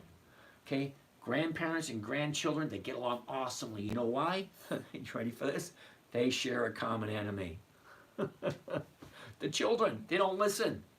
Wait a minute. My children don't listen. My grandson says, my parents don't listen. You know, same thing. That's why. Anyway, let's keep on going. So Joe Van, it's every day. Monday, Tuesday, Wednesday, Thursday, Friday. Okay? Kanita, you think the job report was wrong? Okay, you missed what I said. I pay no attention to it whatsoever. I honestly don't care about the jobs report. Really, I don't. Because my main concern is the company that I'm looking for consistently profitable. Now, if I'm looking at companies that are over 100 years old, they've seen a lot of crap. They've seen bad jobs reports before. Okay, you think that this is the only time they have a good or bad jobs report? No, they have one every quarter. Okay, every quarter they have one. So for the last 100 years, there's been 400 job reports, hypothetically speaking, of course. However, Home Depot, Lowe's, they continuously increase their dividends. Both of those companies have been in business for over 100 years. Okay, so they've increased their dividends to their shareholders for more than 5 decades. That's 50 consecutive years of more and more profits being passed on to the shareholders. Well, that's me and you. Well, that's what I'm interested in. Now, let's keep on going. Make me rich. Chris, if you're here, okay, now, make me rich. It's an interesting thing you say that. Depending on how you define the word rich. Because here's something you probably didn't know. Okay? Now, I listen to a lot of people online. Basically, there's a very few people I actually respect. I fact check some of their information, blah, blah, blah. All that kind of nice, neat, fun stuff. So here's the thing. Number one, you're here in the United States. You're here watching me on some type of device to show you how to make money and you want to be rich. Well, you're already richer than more than 50% of the population of the world. Just being here in the United States, you're already richer than more than half the people. $34,000 a year, you're richer than 60% of the world. Okay, not here in the United States, because it's a different story here. But the rest of the world, Africa, South America, Asia, India, China, the Koreas, the Russians, okay? At $34,000 a year, you're already richer than 70% of the world. Okay, so you got to ask better questions, okay? That question is very vague. I can give you a nickel to here. Now you're richer than more people. Okay, it's all in context what you're saying. How much do you have available to yourself? How much time, how much money, how much effort are you planning on putting in? What are you planning on doing in order to get what it is you want? The statement that you have, make me rich, it's kind of vague and out there. Okay, if you ask crappy questions, such as that, don't take it personally, you're going to get crappy results.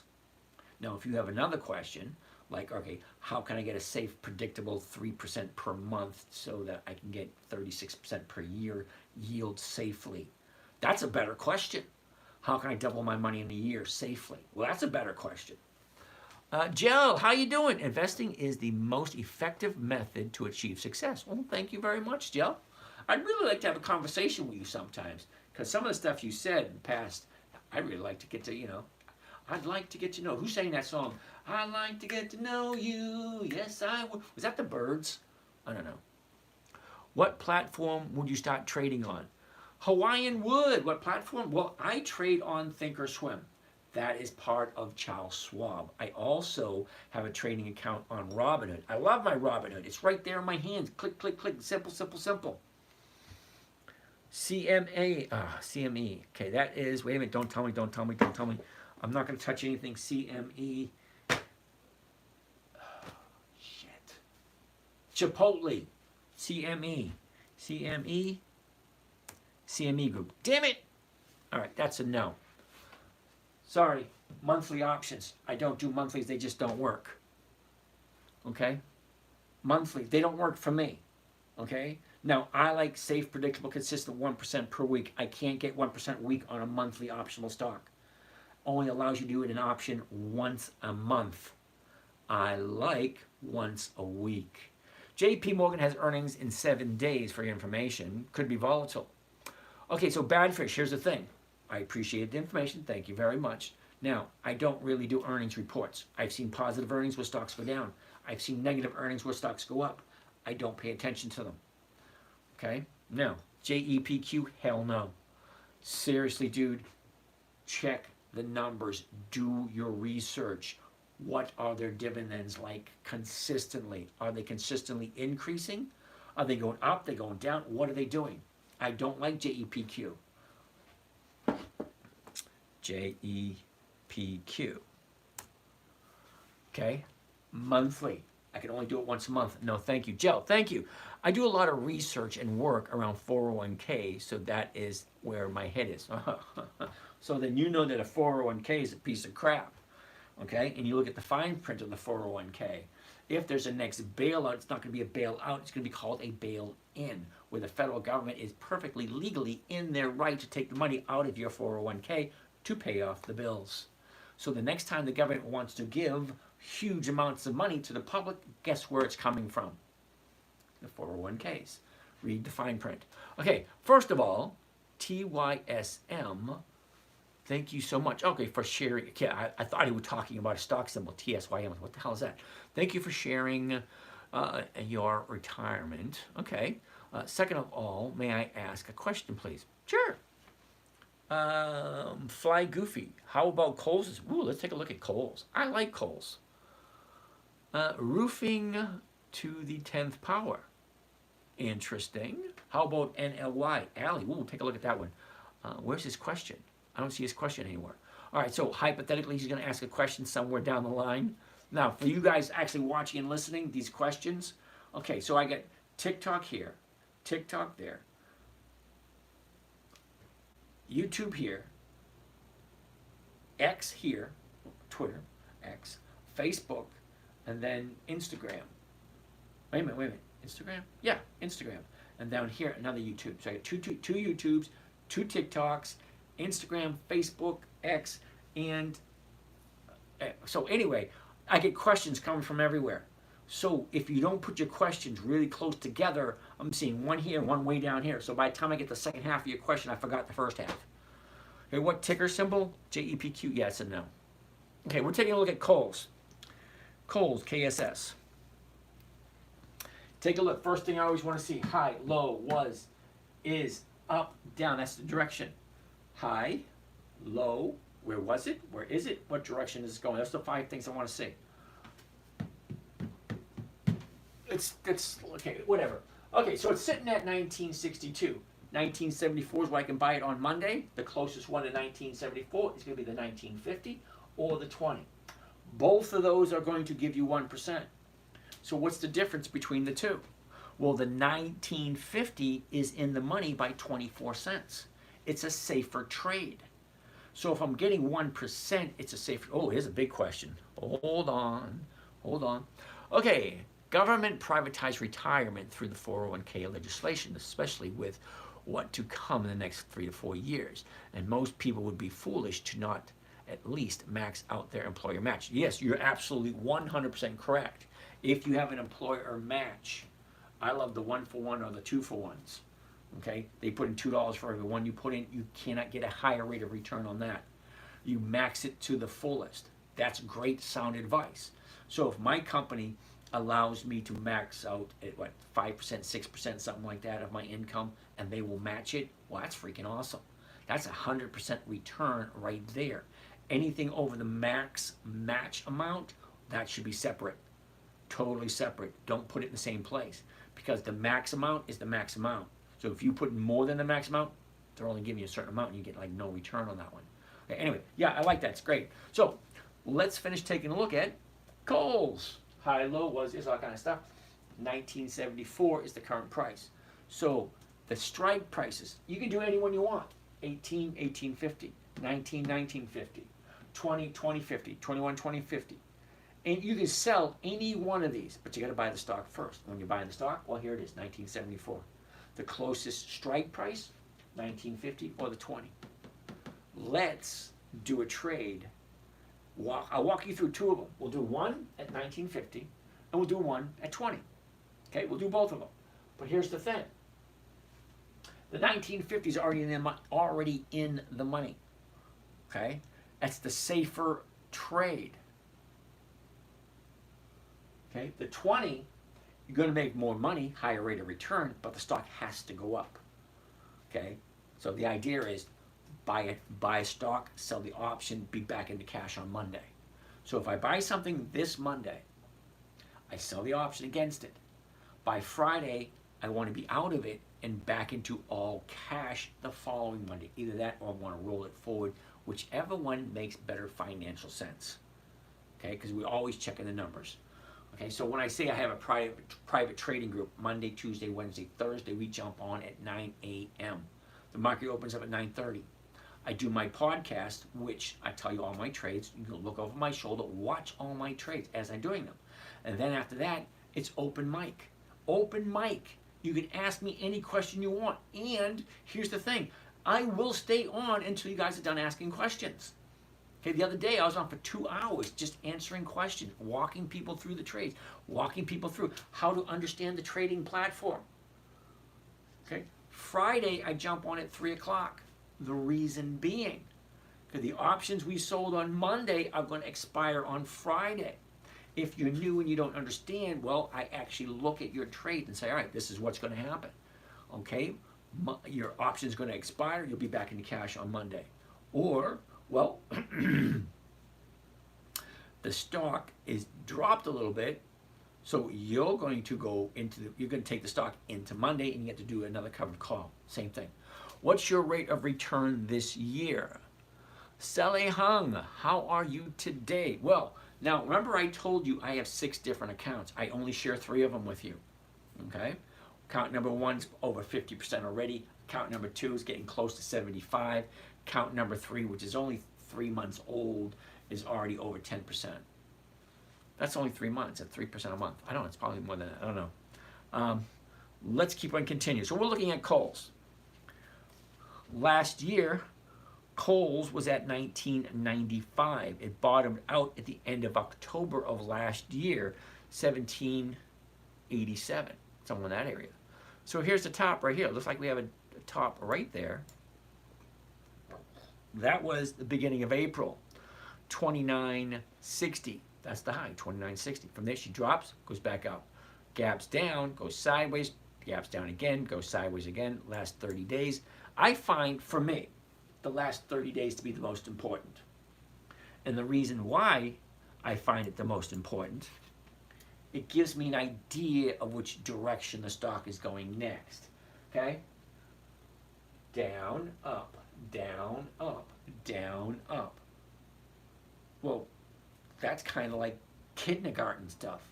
My 4-year-old grandson, hey, little buddy, where's the high? Papa G, it's right there. Oh, he's 4 years old. Hey, Papa G, where's the low? Oh, it's right there. Up, down, that's all they do. They go up, they go down. So, if she's here, the 30-day high is here on Monday, and Thursday was a bottom, today's higher, it looks as if it should be going higher. So we'll see Monday, because I like 2 days to the upside. Right now, we only have 1. So let's keep on going. So let's do 2 trades on Kohl's. We'll do one at the $19.50 and we'll see what the rate of return is.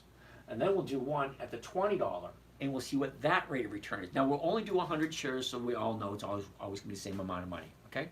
Here we go. Let's get rid of this. Let's change this to covered stock. Now remember, we're going to do both of them. One at the $19.50 and one at the $20, and you can see how the trade works, and you can see which one has the better return. So one is going to have a better return, but one is going to be a safer trade.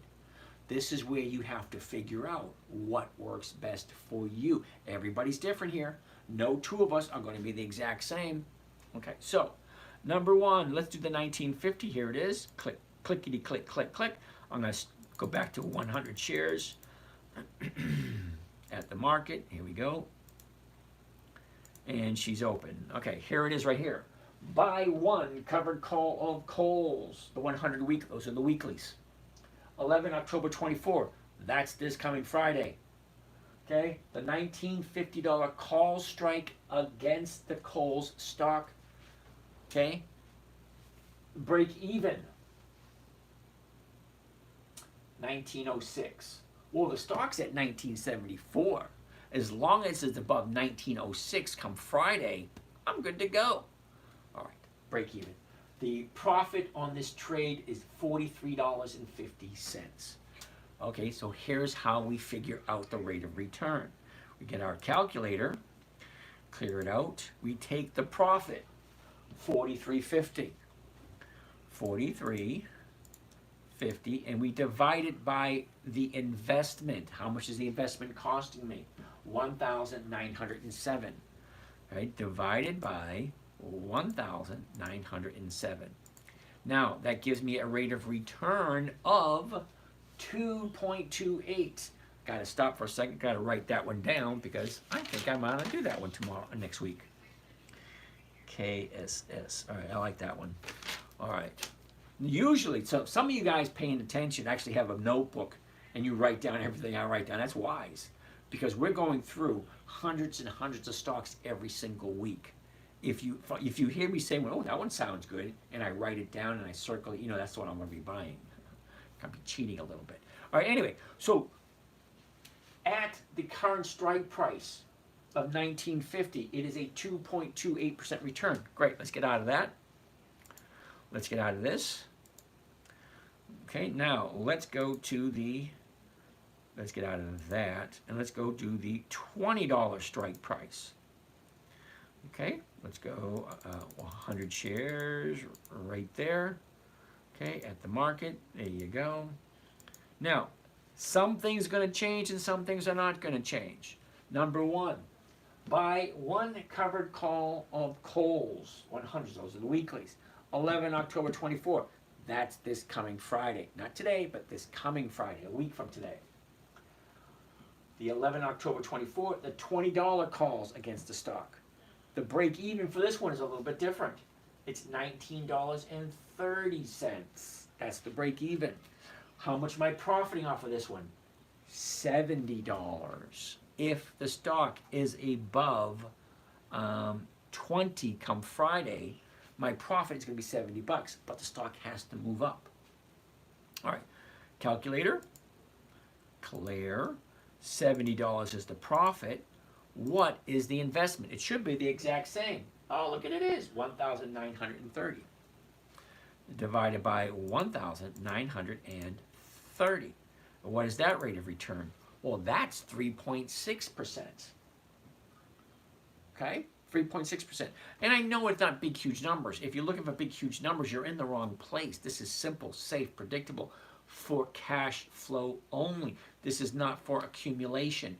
If you want to buy a stock and watch it grow, grow, grow, grow, you're in the wrong place. This is cash flow.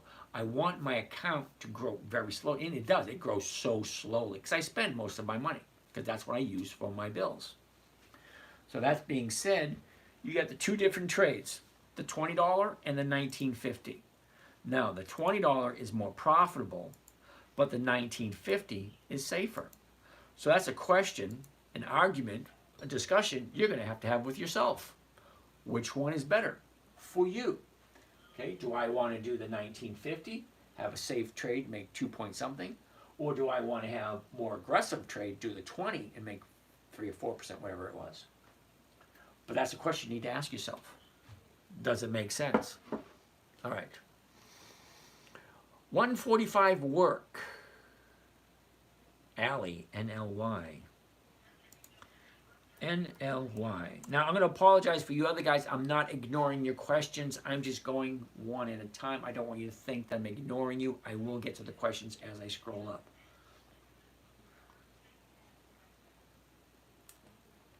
Okay, so Alany Corp Management Incorporated REIT. Okay, first thing I want to see, the high, the low, where was it? Where is it? What direction is it going? For the year, it looks pretty simple. Okay, from here, it's going up. Now, what am I buying for on Monday? 1967. Again, same scenario. But this one is a little bit different, and I want you to pay attention to this part.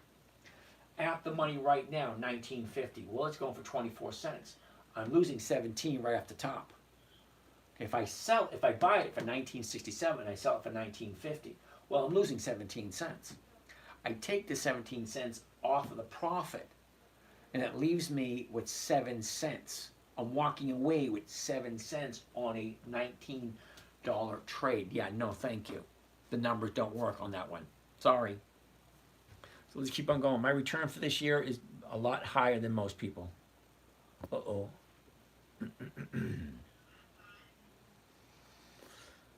La la la la la la.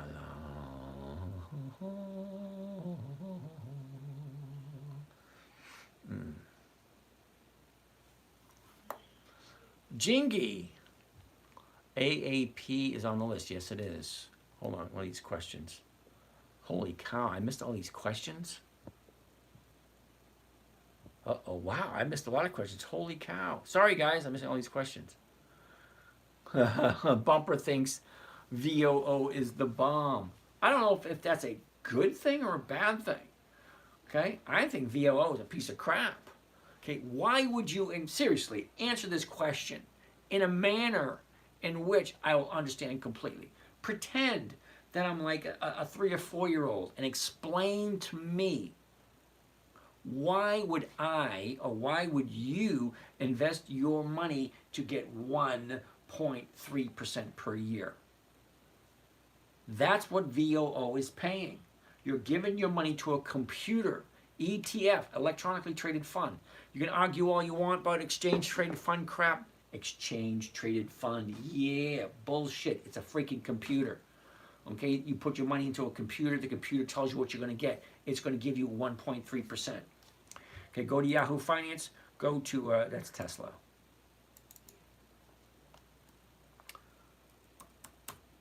VOO, Yahoo Finance. Okay, Yahoo Finance. Ah, damn it, was just there a second ago. Huh. Pretty fast. There it is right there. VOO, the yield, 1.28%. Just for the fun of it, let's go to Google Finance. No, I guess not, huh?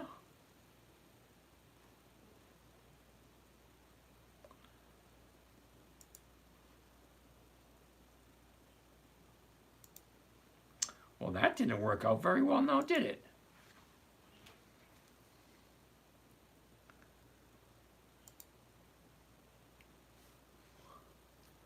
Well, imagine that.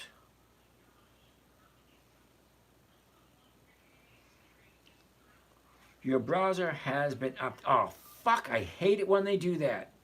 Did I want to update? No, I didn't. They updated it anyway, and I hate that shit.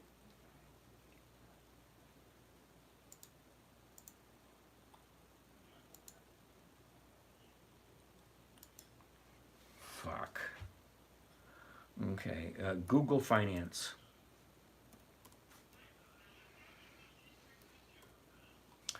Google Finance, here we go. So Google Finance, let's put VOO in Google Finance. Here we go. VOO.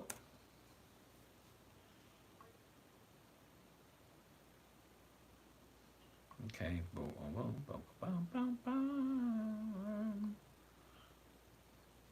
Okay, why is it not telling me anything? U.S. markets, blah, blah, blah, blah, blah, blah, blah, blah, blah. About, where's the rate of return for VOO? I don't like this at all.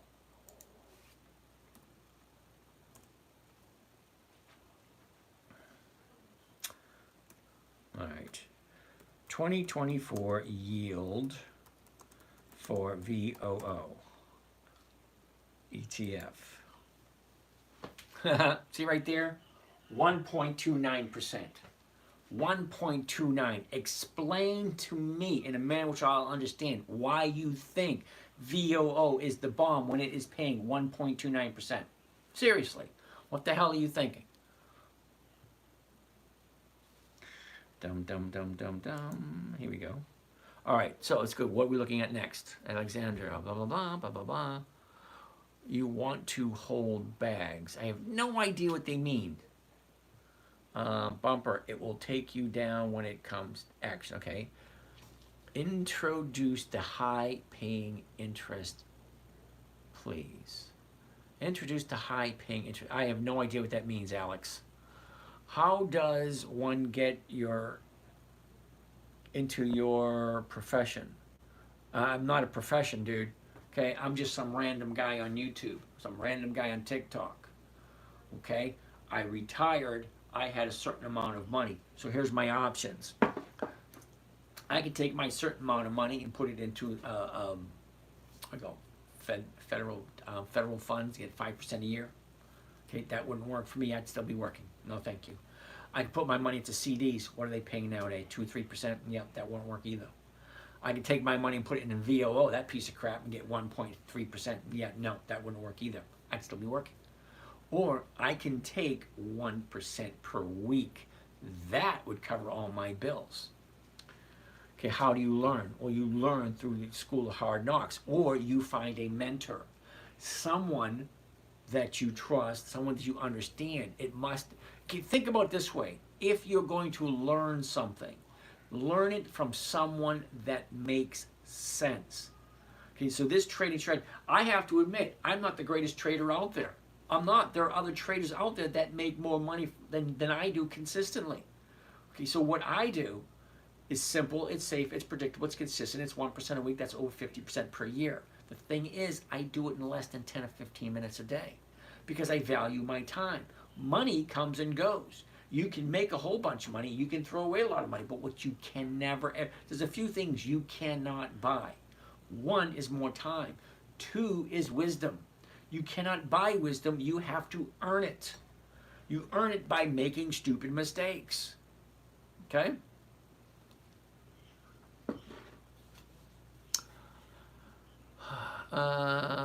Keep reading. Oracle, how do you learn it? Practice, keep learning. There's a whole bunch of information for free on YouTube. But what if it keeps going down? Okay, is that Lou? L-U-H, is that Lou? I'm just guessing, Lou, L-U-H. You missed rule number 1. Never buy something you do not understand or you do not want to own. Always go into every single trade as if you're going to hold it for a long period of time.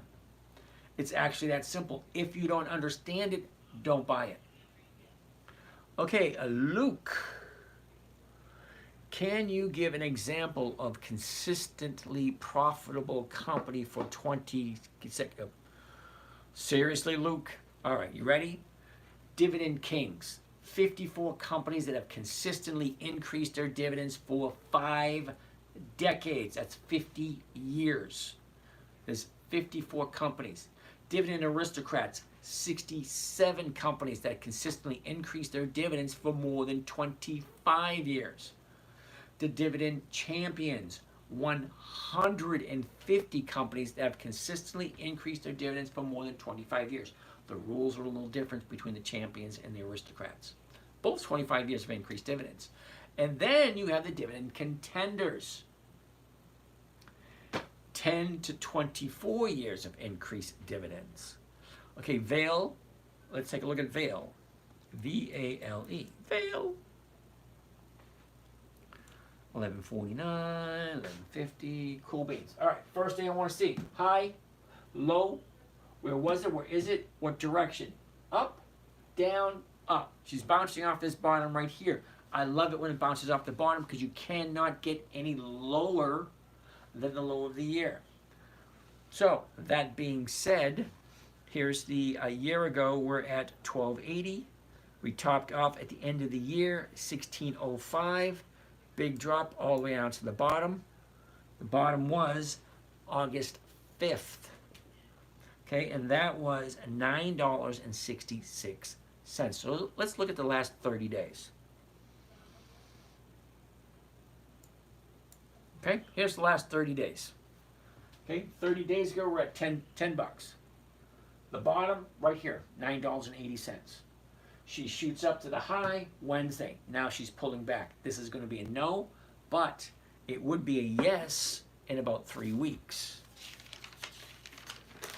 Vail, V-A-L-E. I don't even know if we ever traded Vail before. Well, let's progress forward. Hollywood, what's happening? All right, Oracle wants to take a look at Microsoft, yes. Amazon, no. QQQ, no. Yeah, I know. QQQ is an index fund. It's a no. Okay, let's take a quick look at the Qs. Okay, $487 a share. Okay, cool. High, low, was, is, all that kind of nice, neat stuff. The 487. Okay, 486.92. So the 487 is going to be the closest. The 487 is going for 533. Well, that's over 1%. Great. But before I do that, I want to check out, and I don't even like Google. That's horrible. Okay, let's go to Yahoo Finance and take a look at the Qs. The Qs. Q, Q, Q. There we go. Now, I know the Qs do have more than 20 years of increased dividends, so I'm not even going to bother with that. I'm just going to read you some of the numbers, and we will see how they have increased or decreased over the years. Now, I want to click on historical data, dividends only, and I want to look at the maximum amount of dividends. So for those you can't really see this chart here on all this information, this is live on YouTube. So you can pull it up on your big screen TV, or you can go back to it later on and watch it on YouTube. So let's go back to 2000. That will give us 20 years. Oh, going 2003. Okay. So let's take a look at the numbers. 03, 1 cent. 38 cents, that's a big jump. 4 cents, that's a big ass drop. 10 cents, 3 cents, 3 cents, 2 cents, 5 cents. 3 cents, 4 cents, 3 cents, 5 cents. 3, 3, 3, 4, 5, 4, 4, 7. 5, 9, 9, 11, 11. 8, 12, 10, 16, 5, 11, 14, 20, 37, 16, 22, 24, 27, 37, 21. Do you notice something here? There's no consistency on the increase of profits. None whatsoever. Why the hell would you put your money there? But wait, it gets worse. It does. Let's go take the summary of the Qs. What is the Qs actually averaging for the year? Well, no, there's a great deal right there. 0.6. That's a little bit above 0.5% for the year. Oracle, please explain to me why you think a little over 0.5% for the year is a good deal. Why would you think that? 0.5%. It's 0.6, 0.62. That's what the Qs are paying. You're dumping your money into something and you're getting less than, fuck it. I'm not even gonna bother talking to you. I mean, what the hell are you thinking? Putting your money, why aren't you doing the research? Why aren't you looking at the numbers? Why are you throwing your money at something? It's $480 a share. You're getting a little over 0.5%, 0.62 for the year. Okay, it says yield. That's, all right, never mind, fuck it. Q's index fund, yeah, I got that. Growth invest in innovation. Bumpers, okay. Not a company, not the point. It's still an investment that pays a dividend, that pays a return. You're investing your money for one or two things: capital growth or income. Okay, now some places you can get capital growth and income, but pick one side of it, flip a coin, heads, tails. Capital growth, income. Pick one. I'm here for income. I don't care about capital growth. ENB. You can invest, oh gee, Luke, that's funny. I wouldn't invest in VOO with your money. Hell no. That's a piece of crap and a half. How about Ford next week? I like Ford. Let's take a look at it. Ford. Alrighty. Okay, Honey Badger, ENB, really? ENB. Didn't we look at this last night?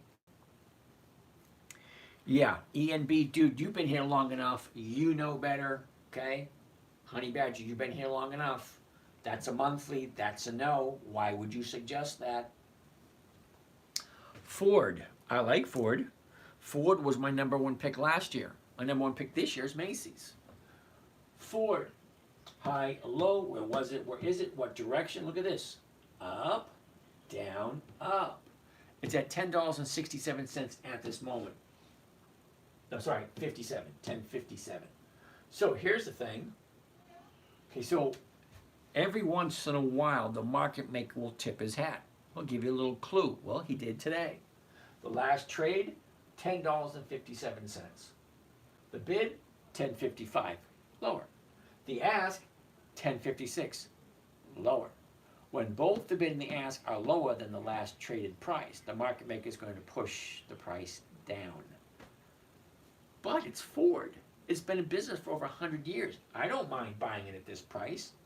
Well, the 1050 is going for 22 cents. That's over 1%. But last 30 days, here's what the last 30 days look like. 30 days ago, we're at 11. Drops down to 10. Shoots on up to 11.30. Drops down, shoots up, gaps down, up, down, up, down. Now she's going up. Well, it says it's going up. But the market maker appears to be pushing it down for Monday. Okay? Now, it's not guaranteed. It's just usually. Now, I like odds and probabilities. Usually, when the market maker has the bid and the ask lower than the last traded price, he's trying to push the price down. Oracle, CEG. What the heck is CEG? Now, if I have to say what the heck is CEG, it's usually going to be a no. Well, it is going to be a no, but not for the reason you think.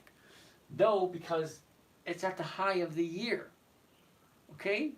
Now, whether you bought it and you're just showing off that you bought it, now it's at the high of the year, fine. Well, take your damn profits and move on to the next one. Because here's a funny thing about profits. It ain't a profit until you take it.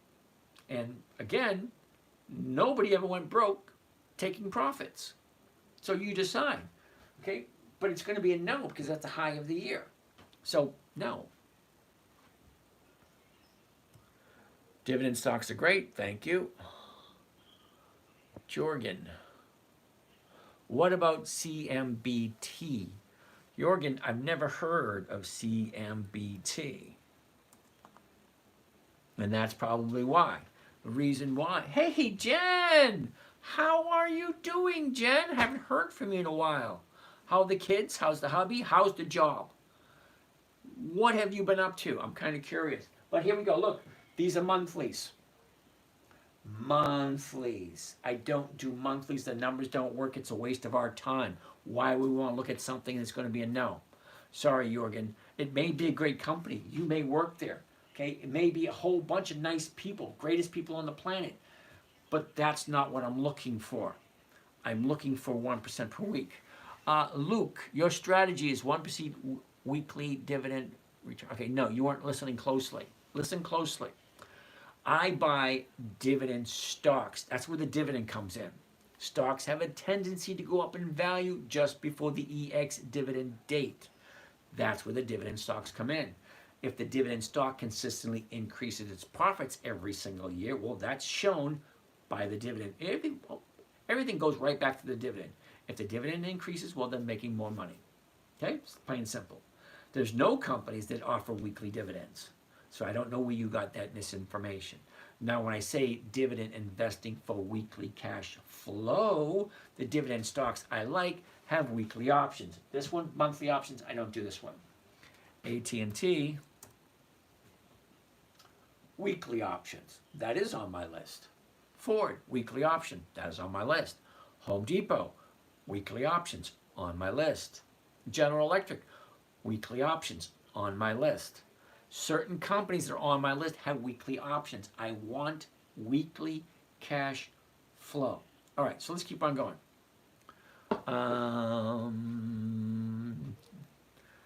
I like dividends during contractions in the economy.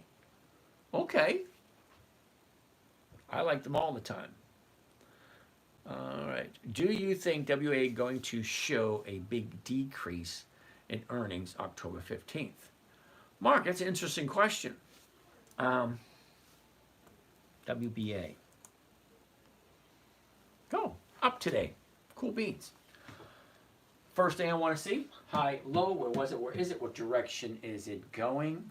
It's bouncing off this bottom right here. I love it when it bounces off of a bottom. You can't get any lower than the low of the year. Unfortunately, with the low of the year, how do you know it's the low of the year?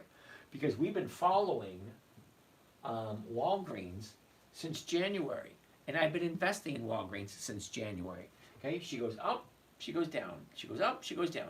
I jump in, get a percentage, jump out. Jump in, get a percentage, jump out. Okay, I follow the charts. What does it look like? What is it giving me? Where's my profits? Okay, 30 days ago. Up, down, up, down, up, down, up. Pretty simple. Pretty simple. I like Walgreens. They have been in business for 170 years. Okay? Now, they are having a little bit of issues. The reason why it's down is because the current administration won't prosecute theft. So perfectly okay for you to walk into a store and steal some shit that ain't yours.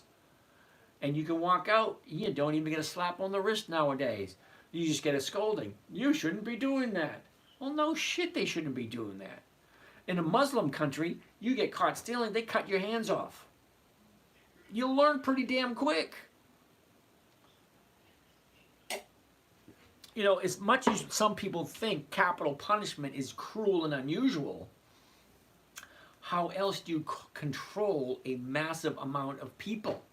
You need to have rules and laws that everybody can agree with and that work. Well, apparently not prosecuting theft is not working. Okay? So, how long do we law-abiding citizens have to deal with the unruliness of people who don't want to abide by the same rules? How long? Before we say, let's bring back capital punishment. It's not that difficult to conceive. You see a couple of people walking around with one hand missing. You say, what happened to you? I got caught stealing. Well, shit, I ain't gonna do that. That just freaking makes sense. All right. I remember one of the movies back years ago when the AIDS virus first came out. I think it was, I could picture it in my head. Can't quite remember his name. Just don't get caught. Okay, Miss Kim, that ain't right. That is not a good message to send people. Okay, just don't get caught. No. How about just don't do it? You know, it's one of the rules. Thou shalt not steal. Thou shalt not lie. Thou shalt not kill. Thou shalt not covet thy neighbor's wife. They should say thou shalt not covet thy neighbor's husband too. Well, let's go both ways. You guys want equal rights? Thou shalt not covet thy neighbor's husband. Thou shalt not covet thy neighbor. Drazik, how are you, dude?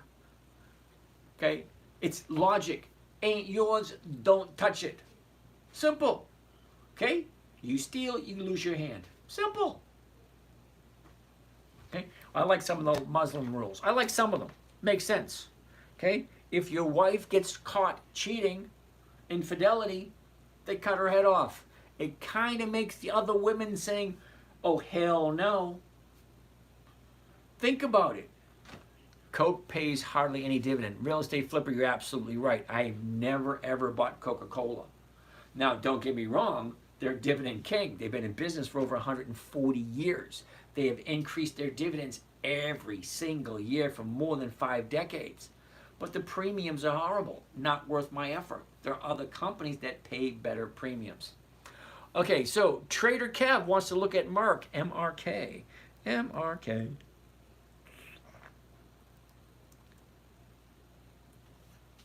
First thing I want to say, what do you think about Costco? Costco? Isn't that kind of pricey? Take a look. Hold on a second. I'll write it down. Probably won't get to it today only because I got so many to go through and I just added to the list. Can you show how to roll a covered call? DVA, how are you? Larissa wants to take a look at Able model. Well, right now we're looking at Merck, MRK. High, low, where was it? Where is it? What's the direction? Well, up, down. Okay, it's going to be a no because look, she's dropping. Now, I would like to watch it and see how far it drops. Let's take a good look at it. Okay? The 30-day high was up here, 119. Now she's dropping, dropping, dropping. Now she's at 109. Well, great. Well, let's take a look at it next week. Because next week, once we find that bottom, she's going to turn around and go back up. Because all stocks do, and don't kid yourself, they go up, they go down. They go up, they go down. That's all they do. So if this thing's coming down, if you like the company, Merck, I like the company. If it comes down, once she finds the bottom, it's going to turn around and go back up. That's where I'm going to jump in. You guys can do whatever you want. I like the company. Currently, it's at 109.70. The 110s, 96 to 105. Not quite 1%. Maybe I won't do it. I don't know, because these numbers change all the time. So as soon as this finds the bottom, maybe sometime next week, the week after, turns around, goes back up. Once she turns around, I want to take a look at the numbers. What can I buy it for? What can I sell it for? What rate of return am I getting? It's actually that simple. It's dropping. Once it finds its bottom, it'll turn around and go back up. So we're going to look at it on Monday. We're going to look at it on Tuesday. We're going to look at it on Thursday, Friday, next week, the week after. When she turns around, that's where I want to jump in. Okay, Trader Kev, we're looking at it right now. Coke, you're right. Larissa, Able Mall, ALB. ALB, high, low, where was it? Where is it? What direction is it going? Down and jumping. See, down, here's the bottom here a month ago. Now she's moving up. Great. What are the numbers? Well, whoops. The numbers, 160. So the 101 is going for 350. Holy shit, that's nice. That's a 3% trade. Ask yourself, look, $100, $3, that's 3%. So let's take a look at the numbers. Okay, a year ago, we're at 157. We topped out at 176.30, bottomed out right here. That was the middle of August, and that was 71.97. See, here's the bottom. Up, down, up, down, gap, up. Yeah, this baby's going to drop. She's got a gap. Gaps have a tendency to fill. The only way this is going to fill is this thing turns around and comes back down again. So yeah, no, I already own some Able Mall, but I have no desire to jump into it again because she should be dropping down. All right, so next. Can you show how to roll a covered call? DVA, sure, why not? Let's take a gander. CVS. Okay, you pick whichever stock you're thinking about rolling. Okay, see them? So let's do Halliburton. All right, let's right click, create a rolling order. Click on that. Here's the rolling order right here. It automatically fills for you. Everything's there. You just got to go in, read the numbers, make sure it makes sense. Okay, so here it is. I'm going to be buying back 11 October, which is next Friday. And I'm going to roll it forward to the next week, which is 18 October. See right here? 11 October is the current option that I have. If I roll it forward 1 week, well, the next week is the 18th. Right now, I can collect a 9-cent credit. Well, it's a $31 stock. Why the hell would I want a 9-cent credit on a $30 stock? No, I would just assume let it play it out, have it go to zero, and take my chances next Thursday or Friday. Marshall Travel, how are you doing today? Uh-oh. Okay, that being said, confirm and send. Well, here it is right here. So one calendar, Halliburton 18, blah, blah, blah, blah, blah, blah, and it just all fills out for you. What I'm going to collect is $7.60. Yeah, no, thank you. It's not worth my effort. Okay, the numbers just don't work. It always comes down to the numbers. However you look at it, always, always, always comes down to the numbers. Where is my money? Where am I putting it? What is this company doing? What kind of trade am I making? Where is it going? Let's zoom in. Let's zoom into the last 30 days. Okay, last 30 days are right there. Okay, 30 days ago we were here. She drops, goes up, down, up. She's at the high right now. I don't like buying at a 30-day high. Because the 30-day high, you got people like me taking their profits. Because look, she's down here at $27.50. Now she's up at 31. Well, that's a $4 increase. A $4 increase on a $27 stock, that is over 15%. 15% in 1 week, yeah, I'm taking that. Everybody has different goals. I'm not looking for a huge amount. I'm looking for 1% a week, safely, predictably, and consistently. I'm on 10 minutes a day, 15 minutes with my own stuff. Okay, when I start doing with others, it takes a little bit longer. All right, we can only skim the top. The money has been here before us and will be here after us. I like that philosophy. Cool. AAP is on the list, Ryan. Yep, we already looked at it earlier. Rather buy a stock and pay a long-term capital gains and no dividends taxes. Okay, more power to you.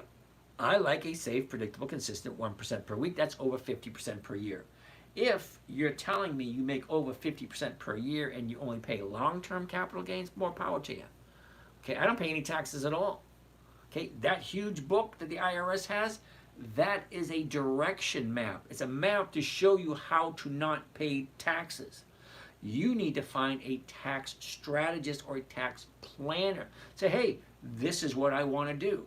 Show me how to set up my financial life so I don't have to pay taxes legally. I got to throw that last word in there because a lot of people might say something to get me in trouble. No. It is your right to pay the little amount of taxes legally as you possibly can. Legally. You're not going to get that from a bookkeeper. You're not going to get that from an accountant. You're not going to get it from a tax preparer. You're only going to get it from a tax strategist or a tax planner. Okay? Someone who knows that book. Let's keep on keeping on. How much do you have to lose to get a phone call? I lost 91,000. 91,000. I got the phone call, say, hey James, you're done. We're going to liquidate your positions to pay off your debts. I said, all righty, it is what it is. They don't like to announce dare too soon. I have no idea what that means. They don't like to announce dare too soon. Okay. Any good stocks for monthly dividends? Blue Streak does a whole bunch of them. They're called the Dividend Kings, the Dividend Aristocrats, the Dividend Champions, the Dividend Contenders. You always got Warren Buffett's list. He has a bunch of dividend stocks too. When you lost 90,000, is that unrealized profits or you got caught holding the bag on the dip? No, God, I made a stupid thing. Okay, RNWK was the stock. This was back, I think it was 2001, 2002, somewhere in that area. Just before the wife left. Could have been one of the reasons she left. I don't know. Anyway, I had all the money because I saw the stock at $34 hike on no news at all. So, of course, they're going to have profit taken the next day. $34 jump for no reason whatsoever. So I bought a bunch of puts and I sold a lot of calls. Next day, she jumps up another 45 bucks. 45 bucks on no news at all. I was in the wrong place at the right time. Someone's happy they got that money from me. Sure as shit wasn't me. So I learned a few things. Number one, never think you're smarter than everyone else. That's number one. Number two, don't put all your money into one investment. No. Number three, greed. Got to get that under control. Okay, okay, so this was before I came up with this strategy, because my first 5 years were disastrous. Okay, the next 15 years after I created the strategy for my daughter, it's like, okay, simple, safe, predictable, slow and steady wins the race. Great. 1% a week is over 50% per year. Who else gets 50% per year? Probably no one. Let's keep on going with these questions. Chama Sexy. Hey, James. Could you tell me about CL? CL, Colgate Palmolive. Well, number one, they've been in business for over 100 years. Number two, they are a dividend king. They have increased their dividends for more than 5 consistent decades. High, a low, where was it, where is it? Look, she shoots up, she's pulling back. It's going to be a no today because she's pulling back off that top. But she's going to find the bottom too. Okay, just like that other stock we saw a little while ago. She's coming off the high at 109. Well, now she's at 99. Okay, that's a $10 drop. That's a 10% drop. It's going to find the bottom, and when it finds the bottom, well, is it going to be a good trade? Well, let's look. Well, right now it's at 100. The 100 is going for, yeah, hell no. The numbers, no. Sorry, Chama Sexy, the numbers just don't look good. Crypto Tracker. What trading skills do you improve on after years of trading if the odds always remain 50-50? Crypto Tracker, I have no idea what you're talking about. When you say the odds remain 50-50, I'm going to say you're wrong, because 80%, you can find out the exact numbers, you don't have to listen, you don't have to believe a word I say, but 80% of all options expire worthless. How is that 50-50? Explain to me how 80% of all options expire worthless. How is that possibly 50-50? Okay, do I want to be an option buyer if it's 20% winning and 80% losing? Hell no. I want to be an option seller where 80% of the time I'm correct. What is it? What does that theta mean? Oh, theta. That's time decay. Okay, listen closely. Ready? Here it comes. Ready? Tick, tock, tick, tock, tick, tock, tick, tock. That's time going by. It never, ever stops. One thing no amount of money can buy is more time. You can buy a time piece, but you can't buy time. You ever that part in that song, all your money won't another minute buy. You can have billions, you can have trillions. If you want another 5 minutes, ain't gonna happen. Okay? Okay, we're looking at MRK. But theta is the time decay. What do I mean by time decay? Well, when I say I buy a stock,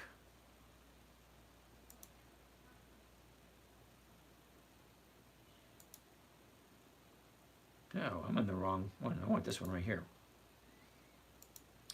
I was in the wrong stock there for a second. Okay, here we are. Let's get rid of that. See all these little green dots? All of these little green dots here, they represent a company EX date. What does that mean? The EX date is the EX dividend date, the last day the stock trades before the dividend is paid out. 4 dates to remember when you're talking about dividend stocks. Date number 1, the announcement date. That's when the company tells you exactly what the dividend is and when they're going to pay it. This was my first week trying a covered call. Only paper traded, bought 100 shares. So my question is, does the sell expire? It's been in the money several times. All right, Adam. I would like to have more information, but here's how it works. If you buy IBM at $100, and today, Friday, 4 p.m., if it is above $100, you're going to be exercised. What does that mean? That means someone's going to take that option and they're going to exercise that, hey, I want to buy these stocks at 100. You've already collected the premium from the option that you sold, the covered call. Buy a stock, sell a covered call. Great. Somebody's now exercising that if it's in the money, so you're going to have all your cash back in your possession first thing Monday morning. because they want you to buy something else. Oh, so any theta. If I'm buying on a Monday and I'm selling a covered call that expires on Friday, that's 5 days of time value. Theta decay. Okay, Tuesday, you have 4 days. You just lost 20% of your time value. Wednesday, Wednesday, you now lost 2 days of time value, another 10%. Now you only have 3 days left. As the days tick away, Monday, you have 5 days. Tuesday, you have 4 days, 3 days, 2 days. Oh, shit, that hurt. Don't get old. Injuries take a lot longer to heal. That fucker hurt real good. Oh, thank you. I was wondering. I'll exchange. Okay, you got that. All right, Walgreens, where to looked at. MRK, where to looked at. Do you have to buy the stock and sell the option at the same time? Or can you already own the stock? Yep, pal. If you own stock, you have to have 100 shares to do one option trade. One option trade controls 100 shares. Okay, if you have 700 shares, that's 7 contracts you can do. Okay, you don't have to do them at the same time. If you own stock and you want to start doing covered calls again, great, then do it. Crypto trader, you look and sound like Sal Goodman from Better Call Saul. Cool. I mean, that's a compliment. Well, thank you, I think. Chemisexy. CL, we already looked at that. Flipper, yep. All right. Whoa. What did I just do? There we go. Are we done? Holy cow. Holy shit, it's 11:30. What the hell have I been doing? Carlos, do you think AMD will continue to uptick? Well, let's take a look. AMD. Is that Archer Daniels AMD or is it ADM? I don't know. AMD. Advanced Micro Devices. Okay. All right. Saul Goodman, the most badass attorney ever. Cool beans. All right. Have a great weekend, everyone. Good. Way to go. All right. So let's take a quick look at AMD before we call it a day. High, low. Where was it? Where is it? What direction is it going? Well, she went up. She came down. Went sideways. Here's where we are now. Currently 170.90. The closest strike price is going to be the 171. That is non-existent, but the 170 is going for $5. That's nice. But here's the thing. I don't think I trade AMD because I don't think they have dividends. AMD.